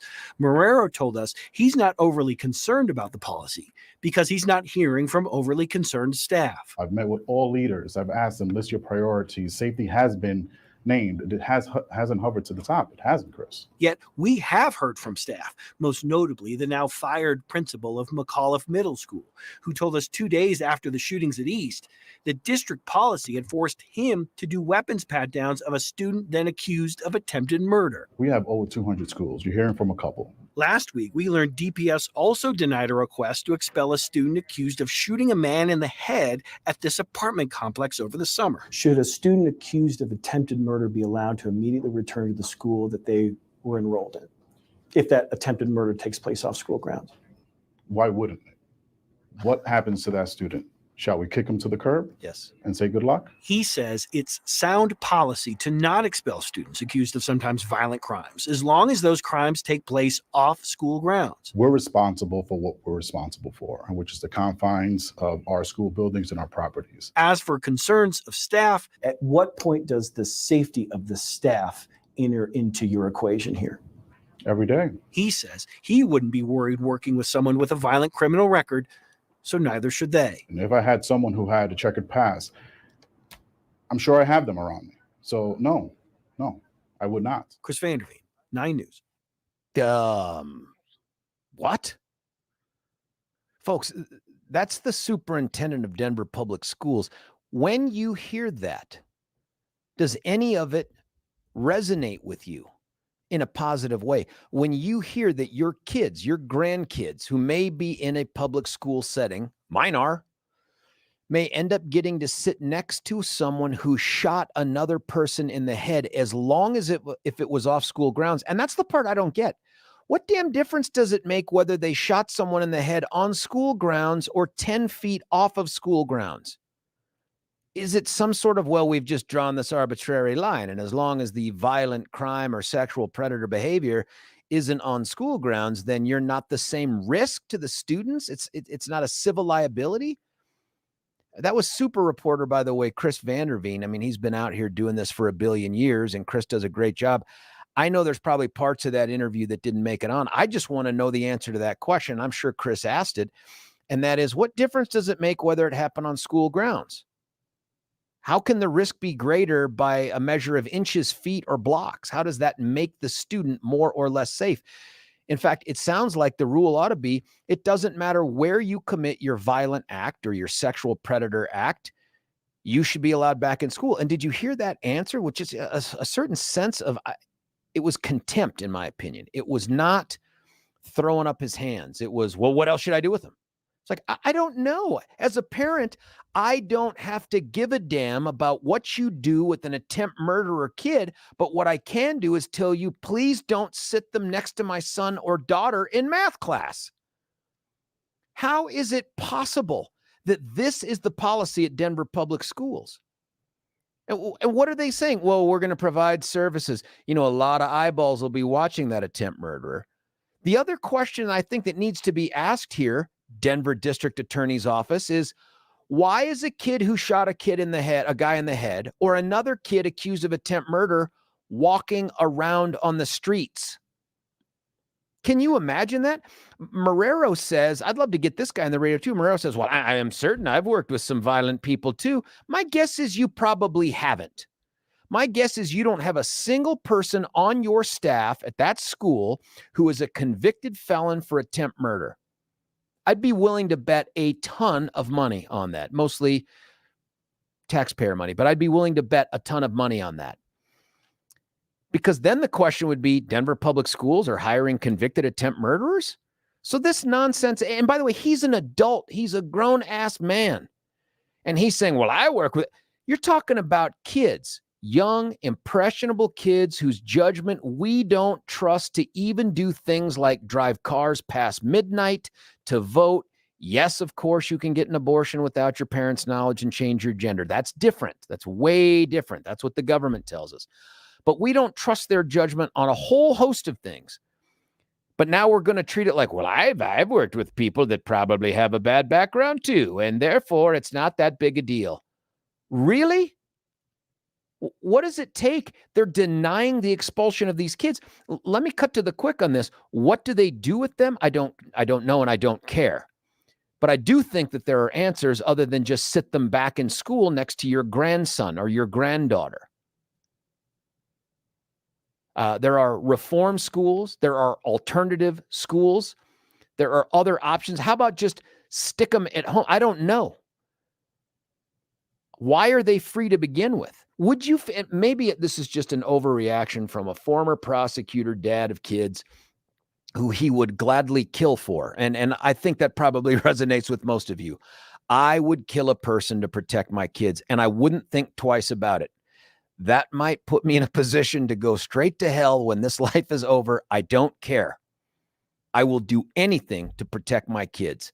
And to hear a school superintendent who is charged with more than just the bureaucracy of the school, taking a position in favor of the attempt murderer kid over the other kids and saying the risk just isn't that great. Can't say it's zero. Dude's already pulled the trigger, right? Can't say it's zero. That risk is acceptable, and making that decision for you, parents, that's garbage. The answer for Denver Public Schools should be, we need money to create some other place to educate/warehouse these hoodlums until the justice system can figure out how to put them right back in the malls with us by Christmas. We have a broken juvenile justice system. It is broken. You add on to that some of these woke, progressive DA's offices that feel like there's no reason anybody should ever be in jail pending the outcome of their case, and you get this situation. And then you have a Denver public school superintendent who says, oh, well, I mean, what am I supposed to do with them? I don't know, but get them away from my kid.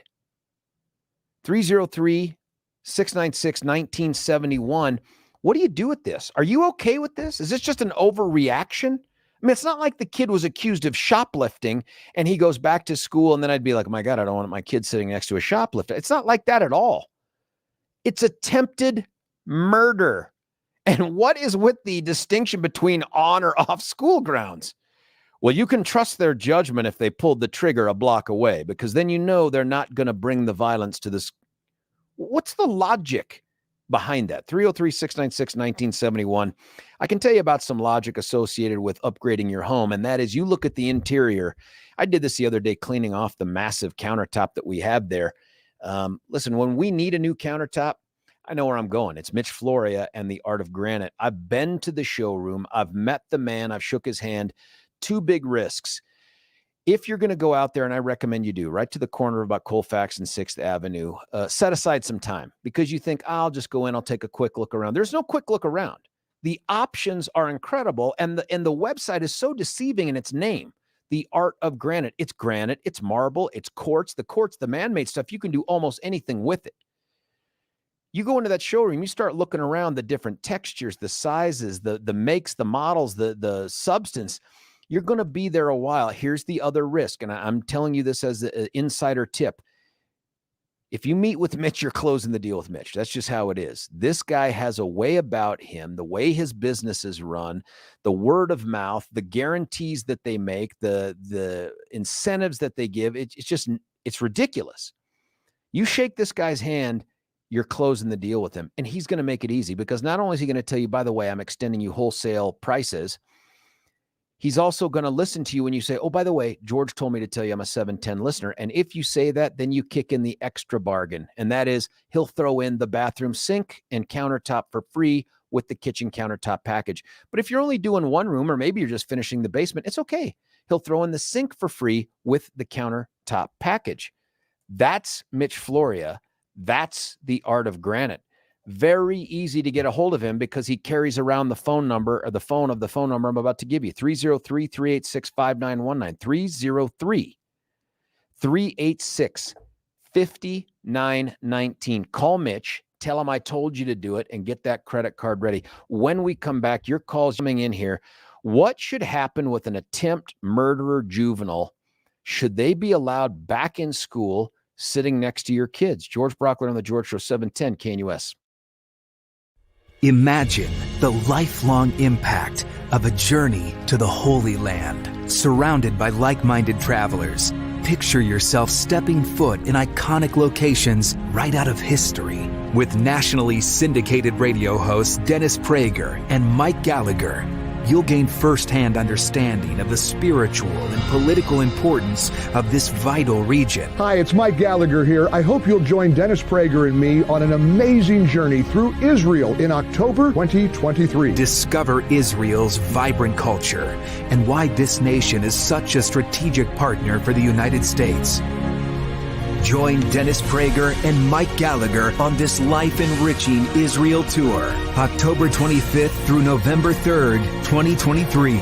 For more information, call 855-565-5519 or visit standwithisraeltour.com.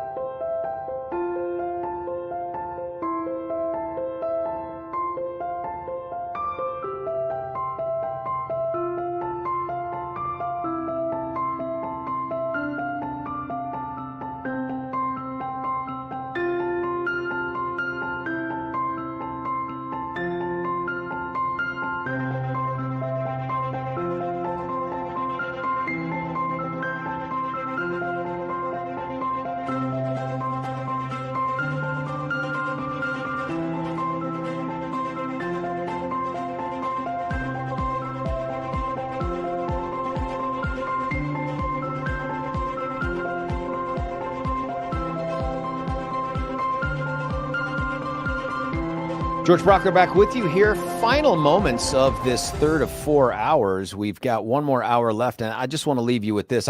The more I read online here during these breaks, the more frustrated I get about this entire process. Somehow, education hasn't just been hijacked by the woke crowd out there trying to push whatever agenda they have. It's been hijacked by those who suggest that every child's right to an education and the community's mandated their obligation to educate each child means that your kid's right to be safe and in a safe environment is secondary or tertiary to that.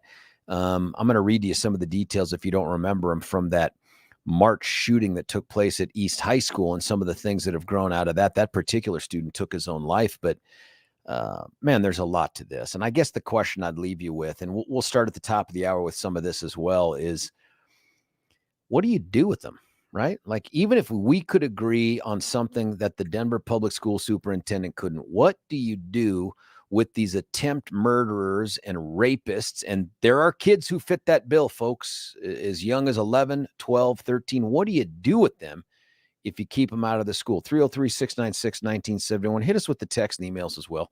Stick around. It's George Brauchler on The George Show, 710 KNUS.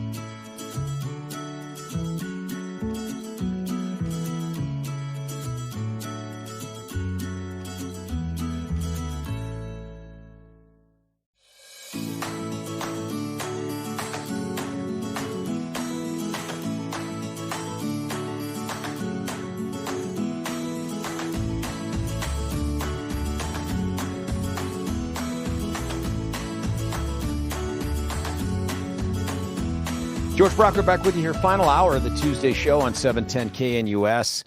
Started a conversation in the last hour about something going on in Denver public schools. I don't even know if it's limited to Denver public schools. It makes me wonder what Douglas County Public Schools does. Maybe I'll reach out to Mike Peterson and find out what the school district does there. But here's what's going on in Denver. And I want to remind you about something that took place back in March. There was a 17-year-old kid who has since taken 17-year-old young man, I guess, student at East who had taken his own life after this. He had engaged in some, as of right now, undisclosed behavior that put him on a specific safety plan that required him to be patted down by faculty members before being allowed to go back into school. Now, instantly, in light of this conversation, it makes me wonder, well, what the hell's going on? Well, what did this kid do that required him to be on a safety plan so serious that he had to be physically patted down and his belongings checked before he could go take a seat in class? Or aren't we entitled to know what that is? And please don't run the jive by me about, well, we're trying not to stigmatize the kid. If a kid engages in behavior so risky that you think they might try to squirrel a weapon onto the school grounds to hurt others, feels like that's probably a good time to tell mom and dad. Nonetheless, they don't. And instead, this 17-year-old pulls out a gun and shoots two of these faculty members. Shoots both of them. I think they both survived, and they were both in good condition afterwards, and they chased this 17-year-old down, and he takes his own life up in Park County. Well, now fast forward to an interview that Chris Vanderveen, super reporter for 9 News, did with the Denver Public School superintendent. His name is Alex Marrero. And one of the things that they discussed, Billy, I don't know if I should play the whole big clip again or just break it up or. All right, I'm going to do the big one here. This is a little over 2 minutes, but it sets the stage for what's going on. And as you listen to this, listen to the question that the DPS superintendent asks, because that's the one I want to ask of you. Listen to his question. How would you answer it? The leader of Denver Public Schools says it is the right call to keep kids in class, even if they're charged with violent crimes like attempted murder and need a daily pat-down for weapons. Dr. Alex Marrero has been dodging our questions on this for months. So today, our Chris Vanderveen just showed up when the superintendent offered to talk to reporters about a different topic. Some interviews take minutes to set up. This one took months. We sent our first request in July, and in the weeks that followed, we sent more. Denied, ignored until today. And Chris Vanderveen, how are you? Finally meet you, sir. When Nice to meet Dr. you. Alex Marrero sat down with us for the first time to talk about, among other things, weapons pat-downs. No, I did it as a principal, Chris. It comes with the territory, but I remember doing them in the South Bronx, all right? It was an attempted pat-down of a student in March that nearly killed 2 deans inside East High School, both shot while trying to conduct a check for weapons.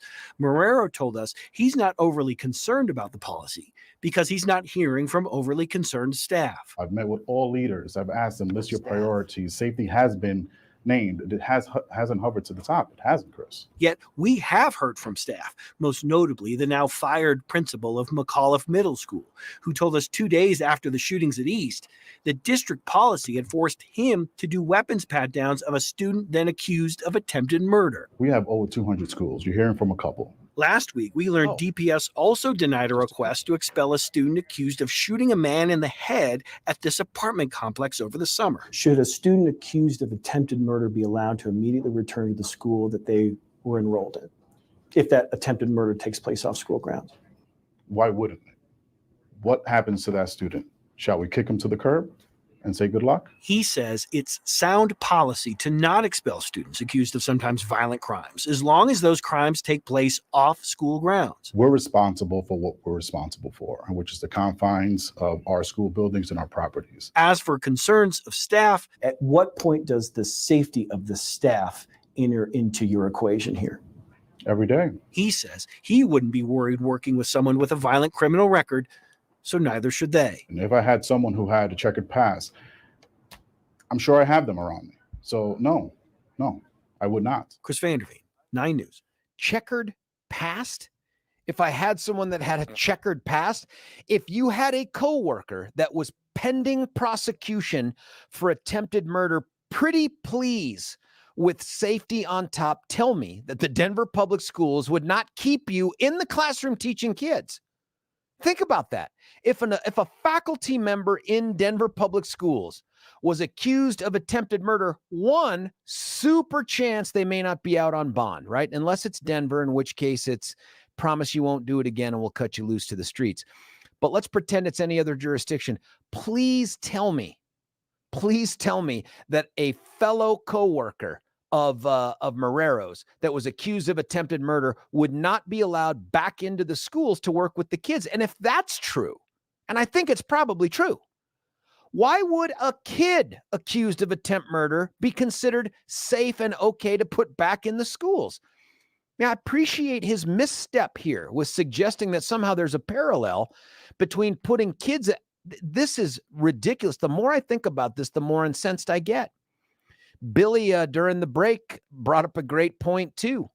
And that was, well, wait a minute. What if the faculty member commits some act of, I don't know, sexual assault, but it's at their church instead of at the school? Or it's at a park nowhere near the school. Does the district's policy say, well, it wasn't on school grounds, and therefore you can come back and teach the kids? What? This is all part of this woke nonsense. I got a text from a representative who will remain nameless unless they want to be named, that talked about how the legislature was fighting this all session with this garbage woke approach of we're trying to end the school to prison pipeline. It sounds like by encouraging a school to graveyard pipeline or a school to the ER pipeline.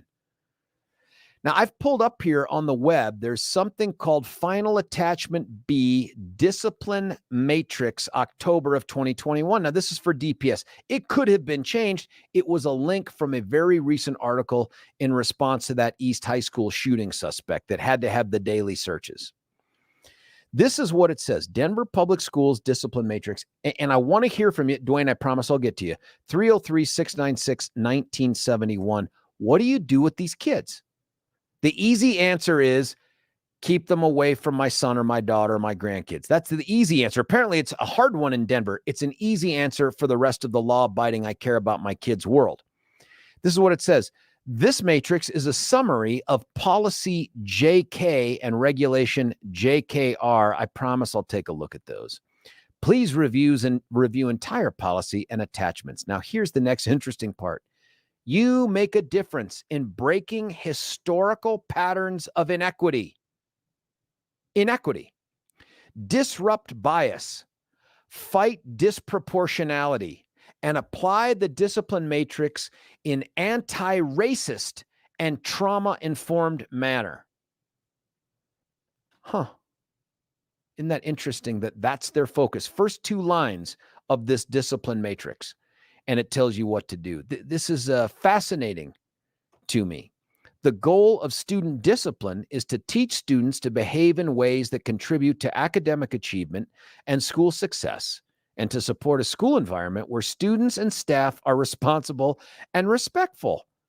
I think that sounds great when you're talking about Timmy slapped Billy, or he stole his lunch, or he's pushed someone down on the playground. I get it. Throwing things across the room. Shooting another human being with a gun, whether it's on or off school grounds, feels like we've gone beyond teaching students to behave in ways that contribute to academic achievement.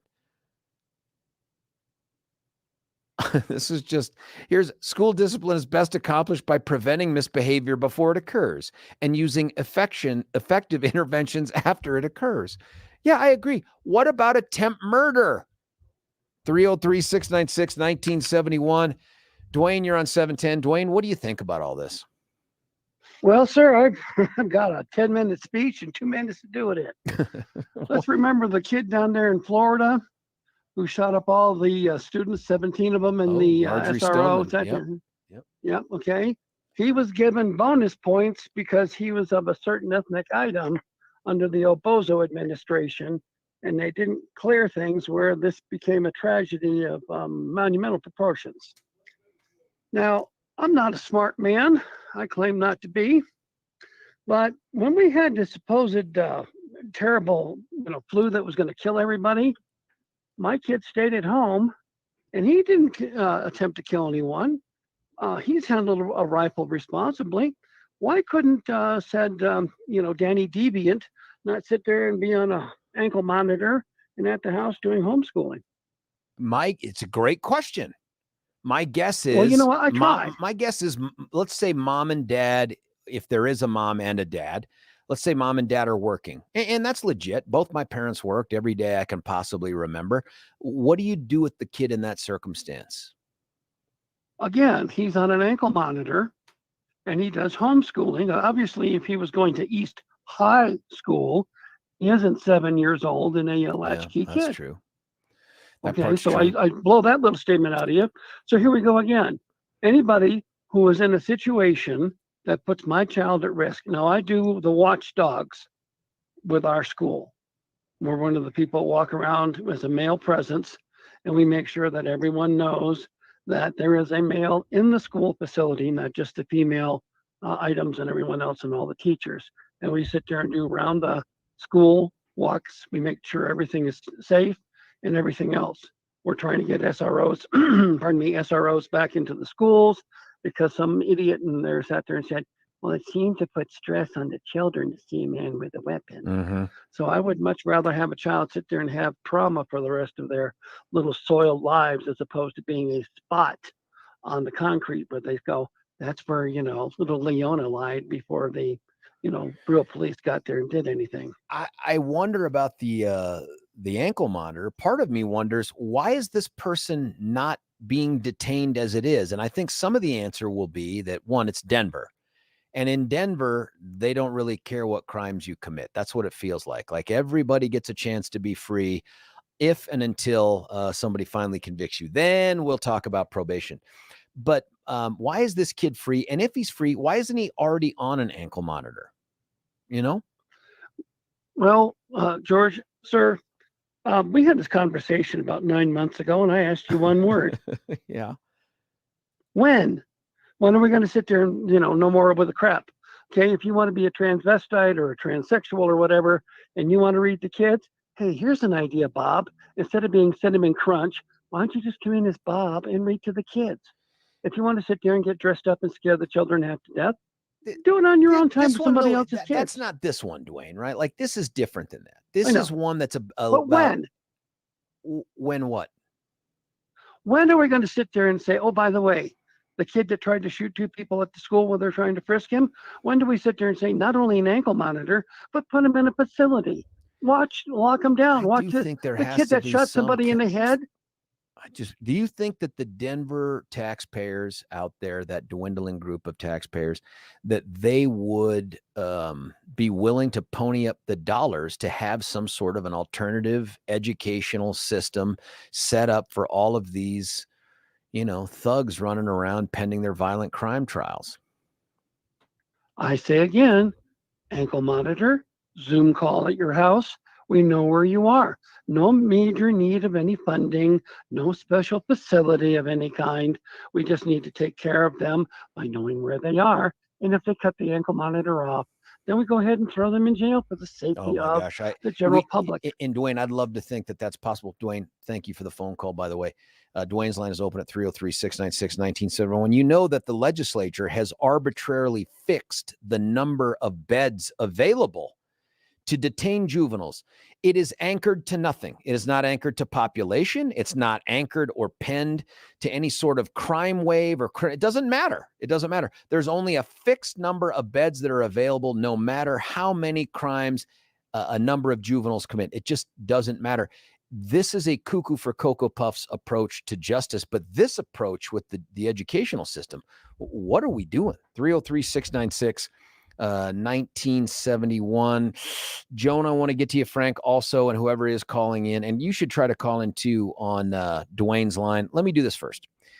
Let me tell you about QC Kinetix. I'll cut away for a break. We'll come back. We'll have plenty of time to talk. I just don't want to rush anybody through this conversation because this is going on right now, folks, in public schools. And if you think it's just limited to Denver, and I sure hope it is, we maybe need to be asking some other questions out there of our own school boards. And I think I'm going to do the same thing with Douglas County. I'd love to know what their process is for all of this as well. Number 303-696-1971. QC Kinetix. Oh, yeah, you've heard me talk about them. These are the folks that tell you you don't have to live with pain for the rest of your happy years, and you don't have to go under the knife or take a whole bunch of pills or frequent injections to do it. They just do the one. It's called restorative medicine. They use you and your body to fix you and your body. That's the trick, right? Is no knives, no pills. It's just a needle, and then you're in and you're out. No long rehabilitation, no downtime. You're right back at it, living a pain-free life, and especially as we head into the colder months. And I got to tell you, as a guy who's got a couple looming joint issues, and I'm probably doing it to myself with this attempt to run this damn marathon at the end of next month, but in my knees, I think about this all the time. I want pain-free living moving forward. And there's going to be a point at which I got to pick up the phone and call our friends at QC Kinetix at 303-900-8986. If it's me, I'm talking to these medical professionals and I'm trying to stump them. I'm quizzing them on everything. Talk to them about risks. Talk to them about success. Talk to them about what the procedure is. I'm certain that they can answer all of your questions. 303-900-8986. Smart, friendly, knowledgeable, and they're willing to share. 303-900-8986. That's QCkinetics.com. QC Kinetix begins with a K, ends with an X. QCkinetics.com. When we come back, Joan and Frank and a bunch of these texts I got to read. It's George Brauchler on the George Show, 710 KNUS. Why should you buy your next vehicle at Castle Rock Chrysler, Dodge, Jeep, and Ram? We make car shopping easy. We have a huge inventory of new and pre-owned vehicles. We can even custom order. We make it easy. Easy financing, friendly staff. And when it comes to quality service, our expert technicians keep your vehicle in top shape. Visit us today off of Highway 25 and Plum Creek, or shop online at castlerockcdjr.com. Castle Rock Chrysler, Dodge, Jeep, and Ram. Car shopping made easy. Why should you buy your... Imagine the lifelong impact of a journey to the Holy Land, surrounded by like-minded travelers. Picture yourself stepping foot in iconic locations right out of history. With nationally syndicated radio hosts Dennis Prager and Mike Gallagher, you'll gain firsthand understanding of the spiritual and political importance of this vital region. Hi, it's Mike Gallagher here. I hope you'll join Dennis Prager and me on an amazing journey through Israel in October 2023. Discover Israel's vibrant culture and why this nation is such a strategic partner for the United States. Join Dennis Prager and Mike Gallagher on this life-enriching Israel tour, October 25th through November 3rd, 2023. For more information, call 855-565-5519 or visit standwithisraeltour.com. Imagine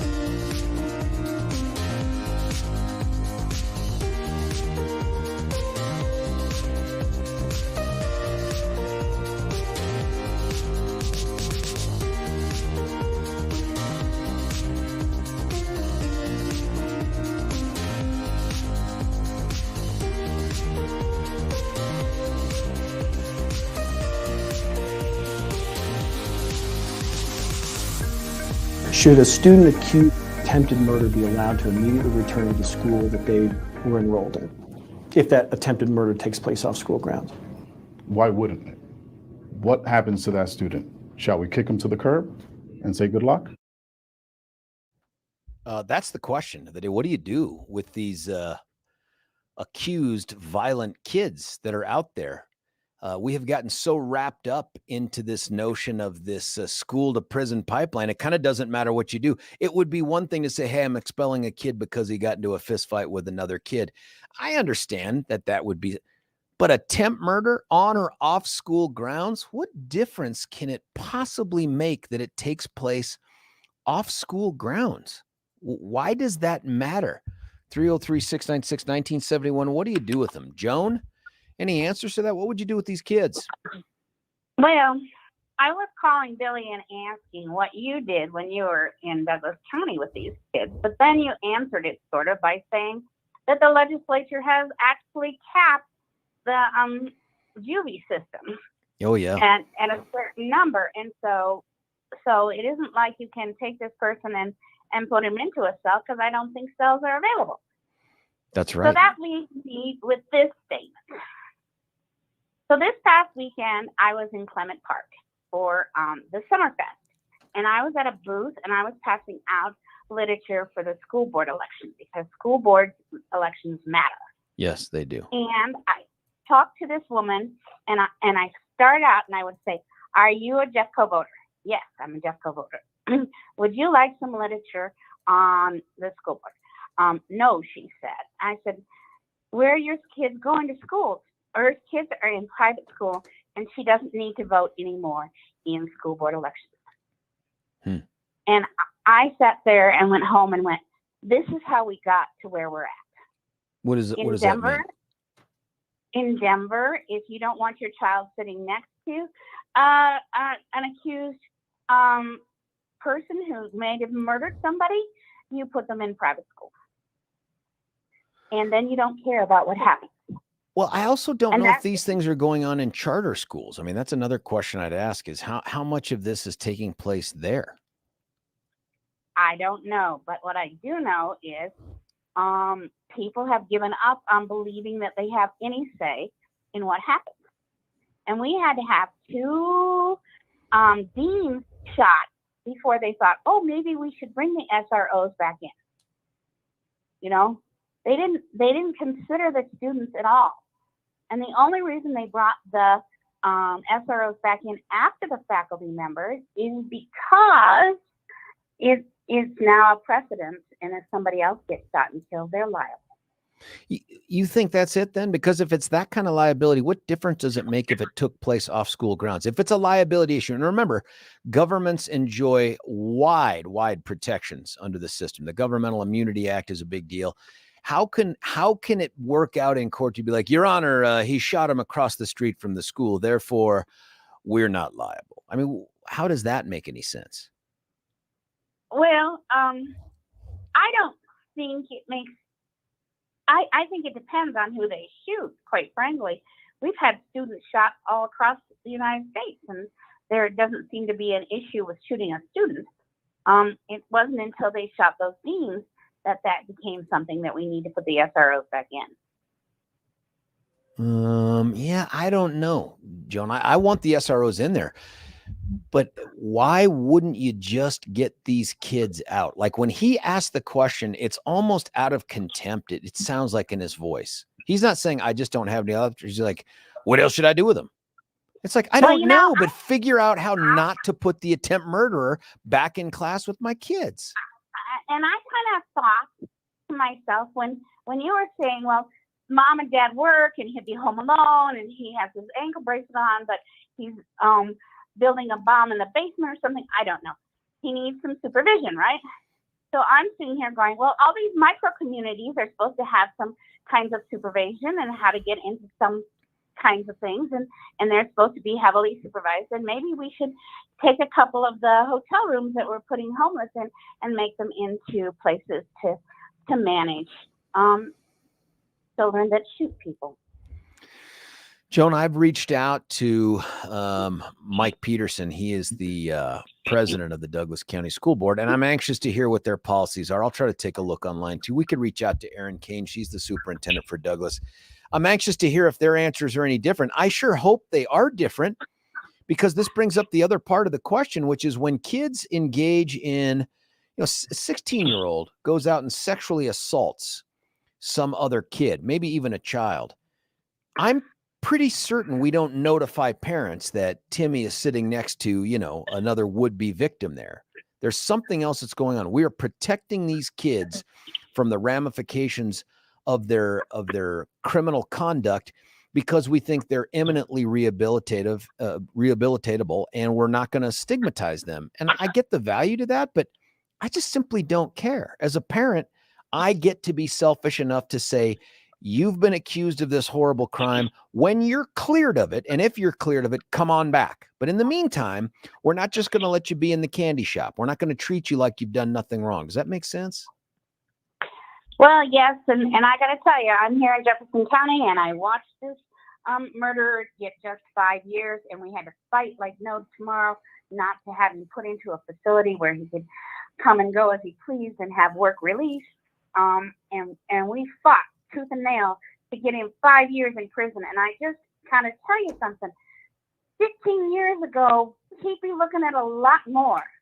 I don't understand why we've suddenly become so soft. Why we've taken the victim, the perpetrator, and made him into a victim. Equity, Joan. Equity. I'm pretty certain that when people were bemoaning legitimate concerns with the school to prison pipeline, they weren't envisioning attempted murder, especially with a firearm. I mean, there's so much wrong with this. And Joan, thank you for the phone call, and thanks for the good fight that you lead out there in Jefferson County. By the way, my old hometown there, I grew up in Lakewood. 303-696-1971. Some of the text before we get to Frank. Where are the parents? My parents brought up 7 of us in New York City in the South Bronx in the 3-bedroom apartment, and none of us ended up in prison except me as a correctional officer. Where are the parents? That sounds like white privilege speaking there. Just because you grew up poor and economically challenged in a very risky, dangerous part of New York City, it's because you were, I'm guessing, Texter, it's because you were white. That's why you were able to rise above it all. Because I think the answer is pretty obvious. You had an intact family there that taught you a whole bunch of values that did not include, when you're upset, go get a gun and shoot somebody. Here's another one. DPS has alternative schools for these sorts of kids. Why was he allowed at East? That was the 17-year-old who ultimately took his own life. That's a great question. I don't know, but I think it's this same shrugging mentality of, oh, well, I mean, if we're going to be equitable and we're going to, what's the language here of their matrix? Disrupt bias. Disrupt bias. Fight disproportionality. What the hell does that mean? And apply the discipline matrix in anti-racist and trauma-informed manners. What does that mean? Is this something where you got to treat white kids differently than black kids or brown kids or, any other color kids? Is that what they're talking about? Or we need to treat them the same? Because my attitude's the same. White kid pulls the trigger off school grounds. Please don't sit next to my kid ever again in school. Same for any other color. I just don't want you sitting next to my kid in school. You're clearly a risk to my kid. Here's another regarding Marrero. Of course, a faculty member accused of attempted murder wouldn't be allowed. I was a school administrator, and I had to send home a teacher who got drunk over the weekend, and he and his wife caught domestic violence charges. Well, that doesn't make sense, Texter, because that took place off of school grounds. That's no risk, and it didn't involve any students or kids for that matter. That accused DV drunk perpetrator should be allowed back in the classroom. That's the standards that we have today. My guess is the union probably echoes that. I know you're not really believing that. 303-696-1971 is the number. Going to Frank. You're on 710. Frank, what are your thoughts on all this? Well, George, thank you for your getting your Irish up. I perceive that it came from being a concerned parent and also as a former DA from the injustice of the whole thing. And that's what really pushes your button. Yeah, it bothers me. What do you You do need with an it? outlet for that. I think marathons are really good, but due to your late 50s That's right. It's the knees, you might have to change it to a half marathon. But it'll get some of your energy out. But what I wanted to say and what I called in about, I was struck by the contrast between this new Mayor Johnston, who was a former Principal. Principal, and he had all these clear-cut ideas, whether they pan out, whether they're all right or wrong. At least the guy is trying to do something from the previous administration. At least he's got a plan. And I was struck with the contrast between him and Dr. Marrero, who just seems to be a space-occupying legion in the administration there. And he doesn't seem to have any out for these kids. I'm not sure, whether he's handcuffed by the system and doesn't have any options for them. And that just means that the system needs to be more creative. But somewhere up the line, I think some of these people need to be either held, responsible for administrative malpractice or injustice on their part, and right on up the legislature, who should be held responsible for legislative malpractice or injustice with coming up with stupid, solutions that don't work. And so I wanted to give Mayor Johnston, after he solves this homeless thing, a sabbatical and let him go over and give Dr. Marrero a little vacation and let Mayor Johnston do his thing there. And then I would like to give him some time off and let him have another sabbatical, go down to the border and put in some ideas and some time observing things down there, and then give him another sabbatical and let him go to Washington and get in the Democratic, administration up there and see if he can help up there. I mean, my God, do we not have anybody with any new, fresh, reasonable ideas that would seem to work toward a solution to some of these problems? I don't know. I love the idea that Mike could be a problem solver here, and I think we all should be rooting for his success, even though the guy's a Democrat. I mean, the homelessness thing is an issue for the Queen City, which means it spills over into places outside, like where I live in the suburbs and stuff. So I want him to be successful. That's aside from me personally liking the guy. I want him to be successful. I don't know that he can fix the thing at Denver Public Schools by himself. Like, I'm looking at some of these school policy things they have in place, and I've printed off some to read afterwards. Some of this stuff is baked into the rules. And I don't know if the superintendent can just show up and say, oh, well, I'm not going to follow this one or that one. But this thing is developed with something in mind short of actual public safety, school safety, student safety. These things look like they're designed to keep kids in seats unless there simply isn't any way to do it. And I mean physically any way to do it. And so that my guess is, if it's a murderer, a kid who's accused of murder, they're probably in one of those 15 beds that's allotted for the state of Colorado for these kids. If it's anything short of that and they're out free, my guess is this dude would find a way to put the kid in school with your grandkids or your kids. It's an insane approach. And I don't know that one individual can fix it. No, it's going to take a group, and it's probably going to take bipartisan working together. But under the current system, when the left seems to get one seat majority, they seem to ram it down everybody's throat and not seemingly want to negotiate a solution that helps everybody. And that's just pure wrong. And I don't know what it's going to take in Colorado and across the country. Well, it does make me wonder what we're doing in Douglas County where my kids are. So we'll see. I'll reach out to Aaron Kane, but I'm interested. Maybe this is just how it goes. And it turns out Denver is the place where we have more kids shooting people in the head than other parts of the city. But if it happened in Douglas County, are they going to put that kid back in Rocky Heights or Rock Canyon with my kids? My God, I hope not. I mean, I hope they'd come up with some alternative, like send them to Denver. To me, there has to be some, legal remedy to either accuse these people of not doing their job or removing them temporarily or threatening them, to say you can't just get out by governmental immunity.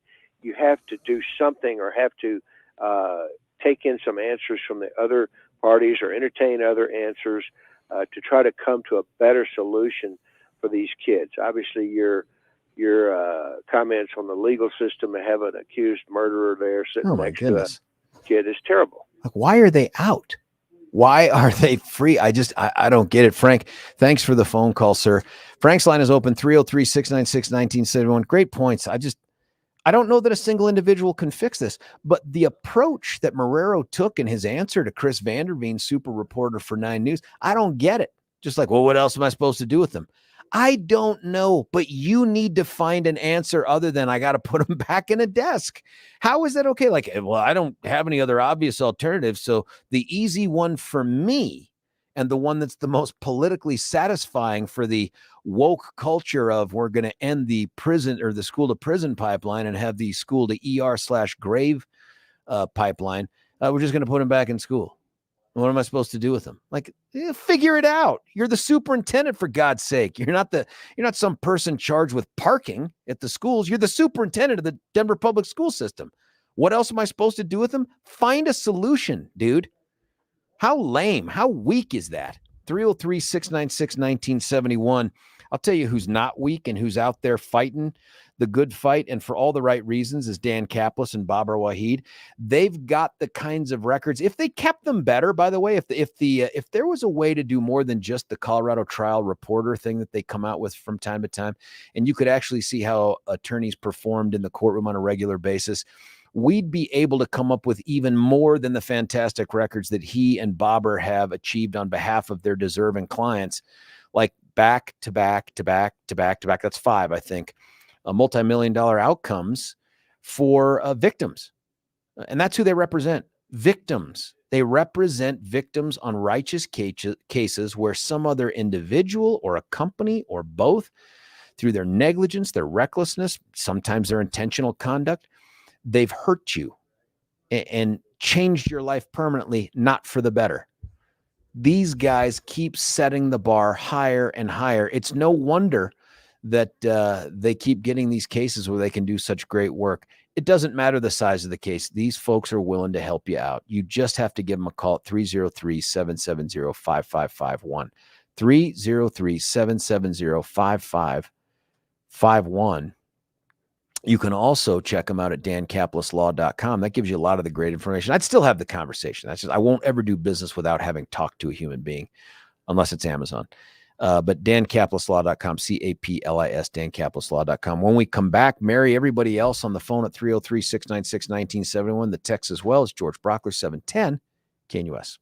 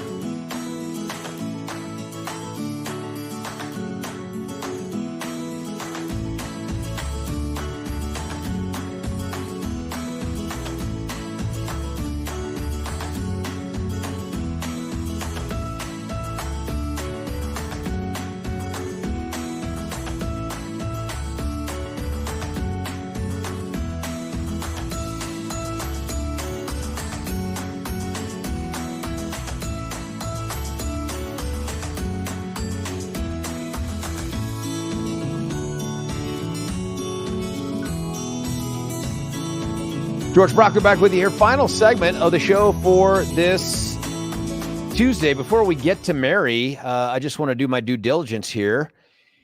This kind of echoes or dovetails nicely with the conversation we had with Mayor Mike Johnston in the 8 o'clock hour about what to do about this homeless situation, the addiction, all the other stuff. Honestly, Step Denver has figured out the way to do it. And I would really love it if the mayor would get together with them and see how they might be a source. Again, no government strings. That's what makes Step Denver so great, is they just don't take any government money. They do it all through your donations, and they provide a safe, sober, and structured environment for men to get off the streets and out of their addiction and get back to being functioning, autonomous, tax-paying members of society. Who doesn't want more of that? They've been doing it for decades, and there's got to be a way to get the success that they've seen and get that built into this micro homes wraparound services thing, because they've been doing it so well for so long. But here's the deal. Because they don't take taxpayer money, they need us. Now, you can definitely contribute, and there's a website that you can go do it at. I had some people texting yesterday and said, hey, we made a contribution, and that's great. That's fantastic. But one of the ways to do it is get rid of that truck, that car, that RV, whatever it is that you can donate. I've got one, and I've been telling you this now for a couple of weeks. I just got to find the dang title. I don't want to go back to the clerk and recorder in the DMV and try to, I just want the dang title, get the signatures on it. And then I'm going to call up Step Denver at their very easy, hassle-free number, 303-296-9020, 303-296-9020. And I'm going to get it to them. And I'm going to get it to them because every vehicle is an entry for a single individual, single man into this program. That's a life saved. I want to feel good about what I've done with this car. I could probably sell it for $500, $1,000. I don't need that. Doesn't mean I don't need the money. I don't need that as much as I need a little help with my soul here. I'm going to give this to them and hope against hope that it is a way to create at least one open spot for someone who wants to save their lives and turn their lives around. That's going to make me feel good. It's going to make the community better. Why not be a part of that thing? Check them out at stepdenver.com. That's stepdenver.com. Going right back to the phone lines. Mary from Denver, you're on 710. Mary, what do you think? Well, I don't know if you're old enough to remember Boys Town. Oh, I've heard of Boys Town, and I saw the movie. Was that Spencer Tracy? I can't remember.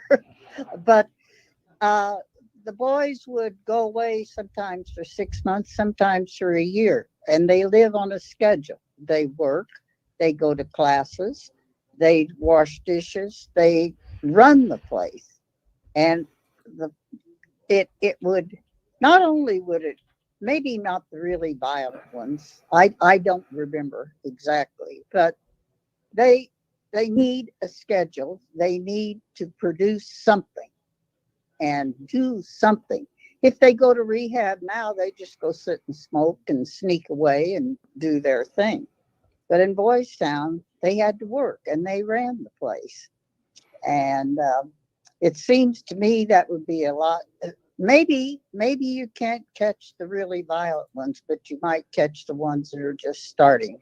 Here's Mary, here's something. I just found this online while you were talking, looking this up. Father Flanagan, of course, who is the Boys Town founder, used the premise that there are no bad boys, just bad environment.